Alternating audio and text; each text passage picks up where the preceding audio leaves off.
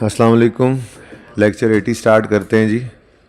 आज हम IAS 7 start कर रहे हैं जी इंशाल्लाह। Statement of cash flows. Statement of cash flows 5 components होते हैं फाइनेंशियल स्टेटमेंट के एक कंप्लीट सेट के। इनकम स्टेटमेंट जिसे स्टेटमेंट ऑफ कम्प्रिहेंसिव इनकम भी कहते हैं, फिर बैलेंस शीट जिसे स्टेटमेंट ऑफ फाइनेंशियल पोजीशन भी कहते हैं, फिर statement of changes in equity जो हम बना के आए हैं, चौथी चीज़ है ये स्टेटमेंट ऑफ कैश फ्लोज, और पांचवी चीज़ है notes to the financial statements. Notes हम वक्तन फ़वक्तन बनाते आ रहे हैं। तफसील से जो नोट्स बनेंगे फाइनेंशियल स्टेटमेंट्स के वो FAR 2 में जाके बनेंगे, लेकिन कुछ एक टॉपिक्स में हमने नोट्स IAS 16 का नोट बनाना हमने सीख लिया, ऐसे ही IAS 40 का नोट बनाना हमने सीख लिया। तो कुछ हम नोट्स बनाते भी आ रहे हैं, लेकिन तफसीलन नोट्स जो हैं वो छोटे से छोटे नोट्स भी जो बनाने सीखेंगे, जो बाकायदा फाइनेंशियल स्टेटमेंट्स में होते हैं, पॉलिसी चेंज के नोट्स वगैरह भी, वो FAR 2 के अंदर हम फाइनल अकाउंट का टॉपिक है उसमें सीखा करते हैं। ठीक है, तो ये कैश फ्लो का टॉपिक ये FAR 2 में बिल्कुल इस्तेमाल होता ही नहीं है। सेविंग्स एंड इक्विटी तो फिर FAR 2 के अंदर यूज़ हो रहा होता है, फाइनल अकाउंट्स के अंदर बनाना पड़ जाता है। ठीक है, लेकिन कैश फ्लो का टॉपिक यहीं पर ही है, इसलिए बड़ा इंपॉर्टेंट टॉपिक है। और ये भी उन्हीं टॉपिक्स में से एक टॉपिक है कि जितना मुश्किल मर्जी सवाल होगा 60-70% नंबर आपके होंगे। उसकी वजह यह है कि हमने आज जिस तरह से सवाल करना सीखना है, अगले 3-4 लेक्चर्स जो आपको मेरी छुट्टियों के अंदर अवेलेबल होंगे पुराने वाले, उनकी थोड़ी क्वालिटी पे कॉम्प्रोमाइज़ हो रहा हो तो कर लेना। ठीक है, गुजारा करना है, सारे सवाल उसी तरह से करेंगे। ठीक है, और फिर वापस में आऊँगा, ज़ाहिर है कंटिन्यू करेंगे कैश फ्लो। मेथड 2 हैं कैश फ्लो के। ठीक है, एक मेथड करवा के जो जा रहा हूँ इसी की प्रैक्टिस चलेगी, हर सवाल इसी तरह से। यानी पर्चे में आपको ये ज़हन में आ ही नहीं सकती बात कि कैश फ्लो का सवाल आया, शुरू कहाँ से करें, पता होगा आपको शुरू कहाँ से करें, और उसमें 60-70% नंबर आपको ईजिली मिल जाया करेंगे। ठीक है, स्टेटमेंट ऑफ कैश फ्लोज, जैसे नाम से ही जाहिर हो रहा है कि कैश फ्लोज, देखें कैश जो है ना ये किसी भी बिजनेस की बैकबोन की तरह से होता है। ठीक है, तो कैश फ्लोज को जानना चाहता है यूज़र। ठीक है, अब आपके जहनों में ये आएगा कि प्रॉफिट भी तो हम निकालते थे, तो प्रॉफिट और कैश फ्लो में क्या फ़र्क है? तो भाई उसका जवाब यह है कि आपके सामने मैंने एक फॉर्मेट बनाया थोड़ा सा कि प्रॉफिट एंड लॉस अकाउंट कुछ इस तरह का जो है वो प्रॉफिट एंड लॉस अकाउंट का होता है, जिसमें से नेट प्रॉफिट निकलता है। अब इस प्रॉफिट की फिगर निकालने के लिए आपको सेल्स की फिगर भी रिकॉर्ड करनी। सेल्स आपने रिकॉर्ड की, क्या सेल्स सारी की सारी कैश ही रिकॉर्ड करते हो आप? क्या इस सेल्स की फिगर को मैं कैश इनफ्लो कह सकता हूँ? भाई क्रेडिट सेल्स भी तो होती हैं। एक्रूअल बेसिस ऑफ अकाउंटिंग में हमने क्या सीखा था कि अगर पैसे नहीं भी आए कस्टमर से और चीज़ें बेच दी हैं तो एंट्री कर लो, डेटर, डेबिट, सेल, क्रेडिट। अब कैश इनफ्लो तो नहीं हुआ, लेकिन प्रॉफिट के अंदर एक पॉजिटिव एक इनकम आ गई। ऐसे ही एक्सपेंसेस के अंदर बहुत सारे एक्सपेंसेस हैं जिनका कैश हमने पे नहीं किया होता, एक्रूअल बेसिस के ऊपर हम उसको रिकॉर्ड कर लेते हैं। अब एक्सपेंसेस में माइनस हुई पड़ी है फिगर, लेकिन कैश आउटफ्लो तो नहीं हुआ। फिर डेप्रीसिएशन एक बड़ा एक्सपेंस है हमारा, डेप्रीसिएशन में तो कैश आउटफ्लो होता ही नहीं है। अब हमारे प्रॉफिट एंड लॉस में डेप्शन एक्सपेंस पड़ा होता है। ठीक है, तो यहाँ पर सेल में, कॉस्ट ऑफ सेल में, फिर अदर इनकम के अंदर कोई इनकम पड़ी है, अभी आपको रिसीव नहीं हुई, आपने कमा ली है, आपने जी दुकान महीना किराए पे दिए रखी है आप लोगों के पास। कल सर से पूछें भी ऑडिट में क्या करना कैलकुलेटर को आपने।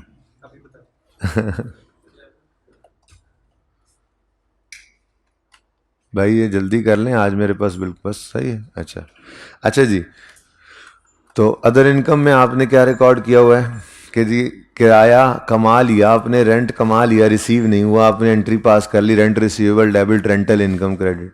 इंटरेस्ट कमा लिया, अभी बैंक से रिसीव नहीं हुआ, तो interest receivable debit, interest income credit. तो इसमें बहुत कुछ ऐसा पड़ा हो सकता है। ज़रूरी नहीं है कि कैश आया हो इनकम रिकॉर्ड करते हुए तो हम कैश का आना नहीं देखते हैं। ज़्यादातर कैश आ जाता है, लेकिन कभी नहीं भी आ रहा होता। तो कैसे कह सकते हैं कि ये अदर इनकम के अंदर सिर्फ कैश इनफ्लो पड़ा होगा? फिर ऐसे ही एडमिन एक्सपेंस हैं, सेलिंग एक्सपेंस हैं, इनमें डेप्रीसिएशंस भी पड़ी होती हैं, इनमें बिजली के बिल भी पड़े होते हैं, पे नहीं भी हुआ तो आपने एक्रूअल बेसिस पे रिकॉर्ड किया होता है। ऐसे ही अदर एक्सपेंस है, बहुत इंपॉर्टेंट। अदर एक्सपेंस के अंदर लॉस ऑन डिस्पोजल पड़ा होता है। आपने डिस्पोजल ऑफ फिक्स एसेट देखा था, ठीक है। डिस्पोजल ऑफ फिक्स एसेट के अंदर जो गेन या लॉस की फिगर आती है, क्या वो फिगर होती है जो एसेट बेचने पर कैश इनफ्लो हुआ था, या आप एक्सचेंज करते हैं तो जो कैश की फिगर आती है पेड की लेट से, तो क्या वो फिगर होती है जो गेन और लॉस की फिगर होती है? इसका मतलब गेन और loss on disposal of fix asset भी कैश फ्लो ऑन डिस्पोजल नहीं है। अब थोड़ी सी कहानी बदलनी है, तो 2-3 दिन ना थोड़ा प्रॉब्लम ये होगा, आज का दिन, कल का दिन, परसों जाके आप कंफर्टेबल हो जाएंगे। क्यों?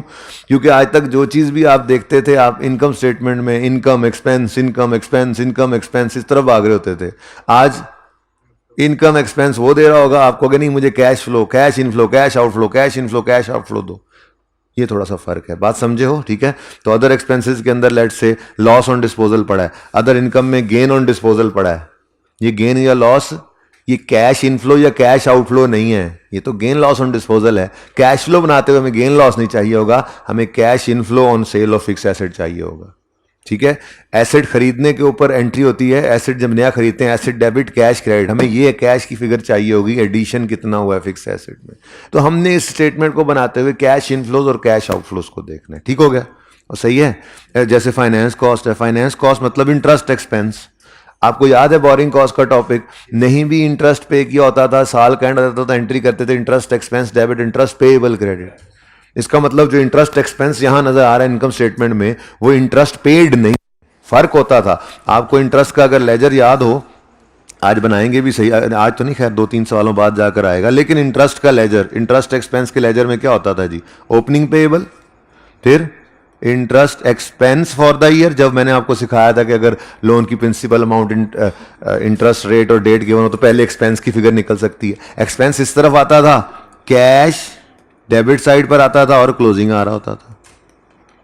तो ये एक्सपेंस प्रॉफिट एंड लॉस में जाता था, अगर आपको याद हो तो ये एक्सपेंस प्रॉफिट एंड लॉस में जाता था। प्रॉफिट एंड लॉस में एक्सपेंस पड़ा है, पेड नहीं पड़ा होता। ठीक है। तो एक्सपेंस की फिगर और पेड की फिगर फर्क हो सकती है। प्रॉफिट एंड लॉस में एक्सपेंसेस और इनकम्स पड़े होते हैं एक्रूअल बेसिस पे। कैश फ्लो बनाते हुए हमें कैश पेड, कैश रिसीव्ड की फिगर चाहिए होती है हर जगह पे। ये थोड़ी सी बात समझ आई है? अच्छा, तो ये फर्क था थोड़ा सा कि प्रॉफिट और कैश फ्लो में फर्क क्या होता है। प्रॉफिट की फिगर तक आते आते बहुत सी नॉन कैश चीजें हमने रिकॉर्ड की हुई होती हैं, पर कैश फ्लो उससे डिफरेंट हो जाता है थोड़ा सा। ठीक है। बनाने का तरीका क्या है वो तो इंशाल्लाह भी देख लेते हैं।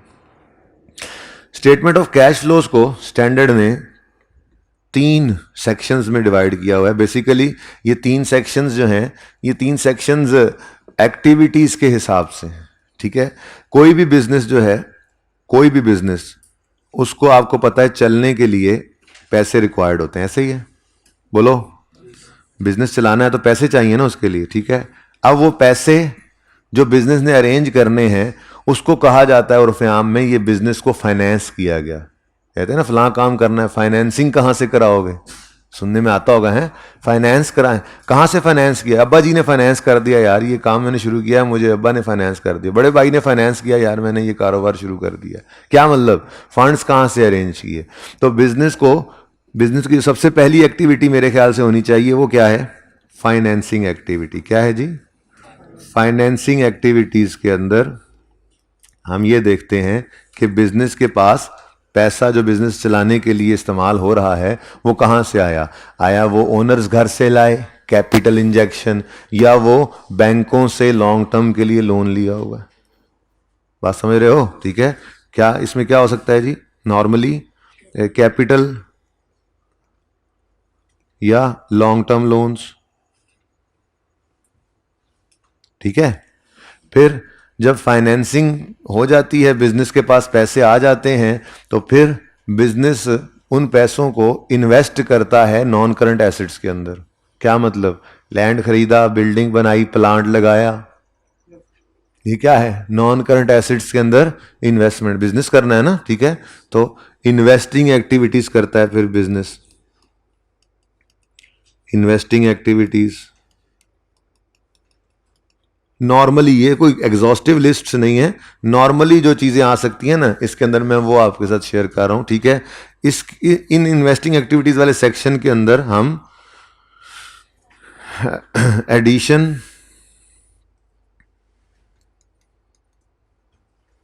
या डिस्पोजल वगैरह, ठीक है जी, इनको देखते हैं। Addition disposal of non current assets, ठीक है ना। नॉर्मली इनको देख रहे होते हैं। अच्छा, अब बिजनेस जो है उस पे फाइनेंस उसको फाइनेंस भी हमने कर लिया, फिर जब पैसे आए तो उससे हमने नॉन करंट एसेट्स में इन्वेस्टमेंट भी कर ली, ठीक है। अब उसके बाद अगली चीज़ है, अब ये जो आपने प्लांट श्लांट लगाया है, अब इसको ऑपरेट भी करना है कि नहीं करना, तो फिर ऑपरेटिंग एक्टिविटीज़ होती हैं, ठीक है जी। ऑपरेटिंग एक्टिविटीज़, आपने वो बिजनेस अब रन करना है, चलाना है, उस प्लांट को जो इंस्टॉल किया उसको आपने यूज़ करना है, उससे आपने प्रोडक्ट बनानी है, फिर आपने उसको सेल करना है। तो ये सारे काम जो हैं ये ऑपरेटिंग एक्टिविटीज़ ही हो रही होती हैं। चीज़ों का बेचना, चीज़ों का ख़रीदना, उनका बनाना, बिजली का बिल उसके अंदर यूज़ हो रहा है, एम्प्लॉयज़ की सैलरीज यूज़ हो रही हैं, ये सब क्या है, ऑपरेशंस हैं। प्लांट लगा के छोड़ दिया तो खुद से वो कोई जो है वो आउटपुट नहीं लेने लग जाएगा कि आप जो है वो फटाफट जो है वो उसको बेचना शुरू कर दें। आपको फिर ऑपरेट करना पड़ेगा उस प्लांट को। उसको ऑपरेट करने के लिए आपको खर्चे करने पड़ेंगे। प्लांट को चलाने के लिए कोई बिजली गैस चाहिए होगी, कोई मुलाजिम चाहिए होंगे, चीज़ें बनाने के लिए कोई रॉ मटेरियल चाहिए होगा, फिर चीज़ें बन जाएंगी तो उनको बेचने के लिए कोई वर्क फोर्स चाहिए होगी, एडमिन स्टाफ चाहिए होगा। तो ये सब क्या है, ऑपरेशंस, ठीक है। तो कैश फ्लो के टॉपिक में हम 3 ब्रॉड सेक्शंस के अंदर पूरी कैश फ्लो को बांट देते हैं, ठीक है। और वो ब्रॉड कैटेगरीज हैं ये 3 activities, operating activities, investing activities और फाइनेंसिंग एक्टिविटीज़, ठीक है। शॉर्ट टर्म लोन को हम फाइनेंसिंग एक्टिविटी यूं नहीं कह दिया करते, क्योंकि फाइनेंस करना जो बिजनेस को होता है ना जी, वो नॉर्मली लॉन्ग टर्म के लिए ही होता है, ठीक है। शॉर्ट टर्म लोन तो ज़रूरत के लिए आता है, उसका क्या करना है कैश फ्लो के टॉपिक में वो मैं भी बता देता हूँ। अच्छा देखें जी, कैश फ्लो का टॉपिक एक ऐसा टॉपिक है कि ये आपके लिए एकदम से नया टॉपिक है। तो बहुत सारी चीज़ें आपको हर सवाल के अंदर रोज़ाना की बुनियाद पे एक एक दो दो नई चीज़ें आपके सामने आती जाएंगी, लेकिन असल ये है कि 60-70% सवाल वैसा ही रहेगा, ठीक है। तो आज मेरा जो फोकस होगा वो फॉर्मेट के ऊपर होगा, चीज़ को समझाने के ऊपर होगा, बेसिक, ठीक है। बहुत सारी ऐसी चीज़ें हो सकता है हों जो आपको आज समझ ना भी आ रही हों, घर जाके इस सवाल को करते हुए थोड़ा सा बेहतर महसूस करोगे और हर आने वाले दिन उसको बेहतरी की तरफ आप देखते। हर अगला सवाल आपको कैश फ्लो के अंदर और ज़्यादा कॉन्फिडेंट करता जाएगा, क्योंकि हर सवाल हमने करना एक तरह से ही है, बिल्कुल एक तरह से, और हर सवाल में 70 to 80% एडजस्टमेंट्स बिल्कुल सेम तरीके से होंगी। तो जब ये रोज़ आप कर रहे होगे तो कॉन्फिडेंट होते जाओगे। बहुत सारी चीज़ों की लॉजिक आज नहीं आएगी, ऐसे ही कल का दिन दूसरा सवाल जो मैं करवाऊंगा उसमें भी नॉर्मली में लॉजिक नहीं था, बल्कि बच्चों को कूल डाउन फेज चल रहा होता है कि चलो कल जो किया आज ज़रा उसको मजीद पक्का कर लें, ठीक है। उसके बाद डेली बेसिस पे कोई एक आधी चीज़ की लॉजिक आ गई, लॉजिक करते करते जब टॉपिक एंड पे पहुंचता है तो लॉजिकली भी चीज़ें क्लियर होती हैं। और मेरे ख्याल से आप इस वाले टॉपिक को सचमुच में कहेंगे कि ये किसी ने अगर इंट्रो पढ़ी हो तो कहते थे फाइनल अकाउंट जो मुफ्त के नंबर देने वाला सवाल होता है, 70-60-70% मार्क्स होते हैं, ये सवाल भी ऐसा ही होगा। इस सवाल आपको सबसे अच्छा और सबसे आसान लगेगा, लेकिन तीसरे दिन से ऑनवर्ड्स इंशाल्लाह। कुछ बच्चे मेरे जैसे हों तीसरे दिन से, वरना पहले दिन से भी बच्चे कंफर्टेबल हो जाते हैं, ठीक है ना। हाँ, मैं अपने जैसों की बात कर रहा हूँ कि तीसरे दिन से वो भी कहते हैं ले ये कैश फ्लो थी, तो मसला ही कोई नहीं है, ठीक है। आप लोगों को मैंने हैंड आउट की फॉर्म के अंदर कोई 20-25 सफ़ों का एक बुकलेट सा दे दिया है, क्योंकि अभी वॉल्यूम 2 जो है वो प्रिंट होकर नहीं आया है। ये भी ऑनलाइन वाले बच्चों को मैं PDF अपलोड कर दूंगा। तो इसके अंदर कुछ क्वेश्चंस हैं जो मैंने आज करवाना है, जो आपने अगले 3-4 दिन में करने हैं, या ईद के बाद आके भी जो मैंने करवाने हैं सवाल, तो बुक के आने तक ये इंशाल्लाह हम यूज़ करेंगे। सिर्फ पास पेपर्स इसके अंदर मैंने रखे हुए हैं, ठीक है जी। आज का पहला सवाल है जी, mister Junaid Janjua has provided you following statement of financial position and statement of comprehensive income. Cash flow का सवाल करना हो तो नॉर्मली इसके करने के लिए हमें 2 साल की बैलेंस शीट और 1 साल की इनकम स्टेटमेंट चाहिए होती है। ये 2 चीज़ें मिल जाएं, हम कैश फ्लो का सवाल सुकून से तसल्ली से कर सकते हैं। अब एक बात याद रखना, इनकम स्टेटमेंट बैलेंस शीट बन चुकी है, अकाउंट्स बन चुके हैं, डबल एंट्रियां सब कुछ कर चुका है वो, वहां से ट्रायल बन चुका है, ट्रायल से इनकम स्टेटमेंट बैलेंस शीट बन चुकी, एवरीथिंग इज बन चुकी। बात समझे हो, ठीक है ना। आपने सिर्फ अपने मतलब की चीजें एक्सट्रैक्ट करनी है। तो कैश फ्लो के टॉपिक में अनलेस जो आप आखिरी लेक्चर लेंगे ना, आखिरी लेक्चर लियाकत इंडस्ट्रीज वाला सवाल है, इसके अंदर गालिबन पास पेपर 12 है, जो आपको रिकॉर्डिंग मिलेगी मेरे आने से पहले, वो उस सवाल के अंदर वाहिद वो सवाल है जिसके अंदर सवाल ने कहा कि गलती हो गई है तो हमने फिर उसको सही करना है। गलती होगी तो फिर हम उसकी करेक्शन करके कैश फ्लो करते हैं, वरना कभी भी अज्यूम नहीं करना कैश फ्लो के टॉपिक के अंदर कि कोई गलती हुई हुई है, अनलेस के सवाल खुद कह दे सब कुछ हो गया है और सब कुछ सही सही हो गया है, हमने अपने मतलब की चीजें निकालनी। ठीक है, अब कैश फ्लो का फॉर्मेट कैसा होगा जी, ये मैंने आज बच्चों के भी आने से पहले थोड़ा सा नोट कर लिया था। ये फॉर्मेट आज का दिन ठीक है, आपका पहला दिन होगा, घर पे जाके आपको इस पे 2-3 मिनट भी लग जाए तो कोई बात नहीं। कल का दिन टाइम कम हो, परसों का दिन उससे कम हो, और जब तीसरे सवाल के बाद आप ये सवाल शुरू करेंगे ना, बनाएंगे पहले फॉर्मेट ही बनाएंगे, पहले कैश फ्लो उसने कह दिया फॉर्मेट ऐसे, वो फॉर्मेट बनाने के लिए आपने टारगेट ये रखना है कि ये 1 मिनट के अंदर अंदर सारा फॉर्मेट बन जाए वर्किंग वन की हेडिंग तक, उससे आगे जरूरत के हिसाब से। ये भी कुछ कम है, थोड़े से मुझे ओपन करने पड़ेंगे और शायद लेजर्स, ठीक है, जगह इतनी बनी थी, बात समझ आ रही है। तो कितना फॉर्मेट बना लेना है, कितना फॉर्मेट, इधर देखो, नाम statement of cash flows for the year ended, अभी लिख लेते हैं कौन सा ईयर है वैसे सवाल के अंदर, कौन सा ईयर है, 31 दिसंबर 2010। अच्छा जी, ले भाई, तो mister Junaid Janjua, statement of cash flows for the year ended 31 December 10। अब पहली हेडिंग क्या है जी, ऑपरेटिंग एक्टिविटीज, पहला सफा खाली छोड़ दोगे, दूसरे सफे पे जाओगे, इन्वेस्टिंग एक्टिविटीज की हेडिंग दोगे, 6-7 लाइनें खाली छोड़ दोगे, फिर फाइनेंसिंग एक्टिविटीज की हेडिंग दोगे, 2-3 लाइनें 4 खाली छोड़ दोगे, उसके बाद net cash flows, add opening cash and cash equivalent, working one से हमें मिलेगा, और closing cash and cash equivalent इसका आंसर हुआ करेगा। ठीक है, ये फॉर्मेट हर रोज इसी तरह से ही होना है, इसमें जर्रा बराबर भी चेंज नहीं आनी, अनलेस कि ये मेथड बदल जाए। लेकिन आपको तो मेथड बदलने का पता ही तब चलेगा जब मैं ऐसे वापस आऊंगा, वरना उससे पहले आपकी जिंदगियों में एक ही मेथड कैश फ्लो का। ठीक है, और जब दूसरे पे जाना है ना तो इसी से यूज करके जाओ, पता है हम नई चीजें कहाँ सीखते हैं, एक बार कुछ सीख लें तो उसी से यूज करके आगे चलना है ना, है। ठीक है, तो कितना फॉर्मेट बनेगा जी, कितना फॉर्मेट बन जाएगा, ये फॉर्मेट सब बच्चों ने अभी बना लिया होगा, या ऑनलाइन वाले पॉज करके बनाएंगे, या यहां बैठे हुए बच्चे जो हैं उनको मैं 30 सेकंड दूंगा ये काम करने के लिए। ठीक है, इससे ज्यादा नहीं, क्योंकि आप तो देख के बनाना है ना, लेकिन घर पे आपने जबानी इसको बनाना है। आज का दिन 2-3 मिनट ले लो, कल के दिन से इंप्रूवमेंट हो, पर्चे तक जाते जाते 1 मिनट, एक कैश फ्लो का सवाल आए, इतना फॉर्मेट बनाना, ये लेजर वगैरह नहीं, लेजर वगैरह इतना फॉर्मेट बनाना, सिर्फ 1 मिनट का टारगेट आपने करना है, समझ आती रहे बस, फूल बूटे थोड़ा ही लगाने। ठीक है, अब देखो जरा सुन लो क्या करना है, सुन लो। Mister Junaid Janjua, statement of cash flows for the year ended 31 December 10, operating activities की हेडिंग पहला सफा पूरा खाली कर दो, फिर इन्वेस्टिंग एक्टिविटीज 5-6 लाइनें खाली, ये भी मत लिखो, ये तो मैंने वैसे ही लिख दिया ना, कैश फ्लोज इसके टोटल को मैंने लिखा हुआ, ठीक है ना, फिलहाल मत लिखो, फिलहाल मत लिखो, क्या करना है अभी, क्या करना है, नाम लिख के ऑपरेटिंग एक्टिविटीज की हेडिंग देकर पहला पूरा सफा खाली, इन्वेस्टिंग एक्टिविटीज की हेडिंग देकर 6-7 लाइनें खाली, फाइनेंसिंग की हेडिंग देकर 3-4 लाइनें खाली, और फिर नेट कैश फ्लोस आखिरी 3 लाइनों में लिख लो, net cash flows add opening cash and cash equivalent, वो वर्किंग वन से निकलेगा, और इज इक्वल टू, लेस नहीं करना, उसका आंसर क्या आएगा उसके बराबर, इक्वल टू होगा closing cash and cash equivalent के। ठीक है, फिर इसके अंदर ये मैंने क्या लिखा है ये मैं 1 बाय 1 आपको करवाता हूं, तो इसी तरह से आप नोट करें, जल्दी करें, जल्दी करें, इतने में तो इतने को तो 30 सेकंड में कर सकते हो ना। नाम लिख के ऑपरेटिंग एक्टिविटीज की हेडिंग देके पहला सफा खाली छोड़ के सफा पलटो, अगले सफे पे इन्वेस्टिंग एक्टिविटीज की हेडिंग दो, 7-8 लाइनें छोड़ो, फाइनेंसिंग एक्टिविटीज की हेडिंग दो, 3-4 लाइनें छोड़ो, और फिर ये 3 लाइनें सिर्फ लिख लो, नेट कैश फ्लो से लेकर क्लोजिंग कैश एंड कैश। उसके बाद अगली हेडिंग दे लेना कैश एंड कैश इक्विवेलेंट, और बस।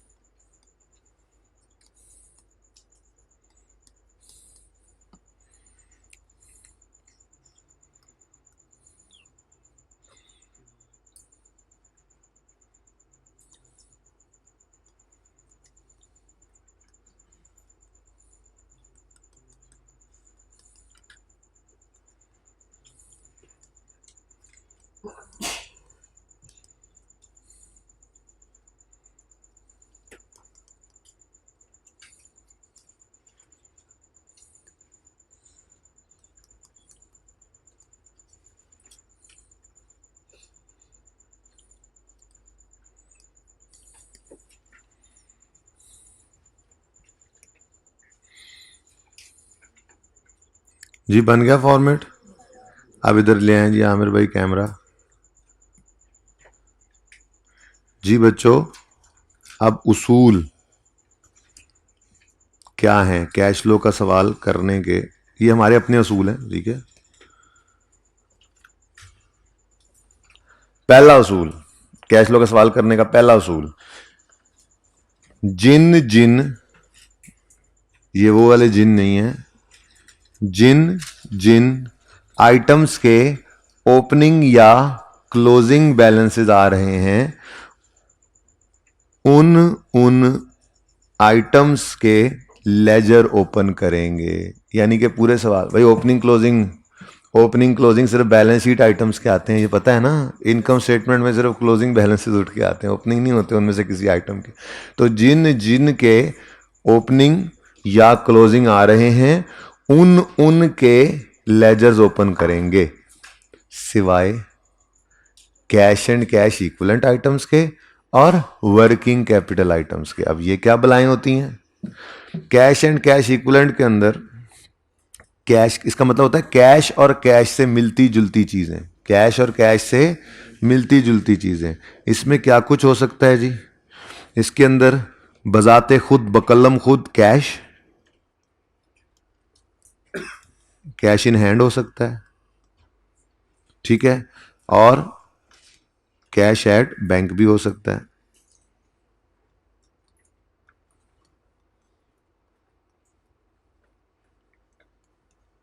ठीक है जी। और शॉर्ट टर्म इन्वेस्टमेंट्स भी होती हैं।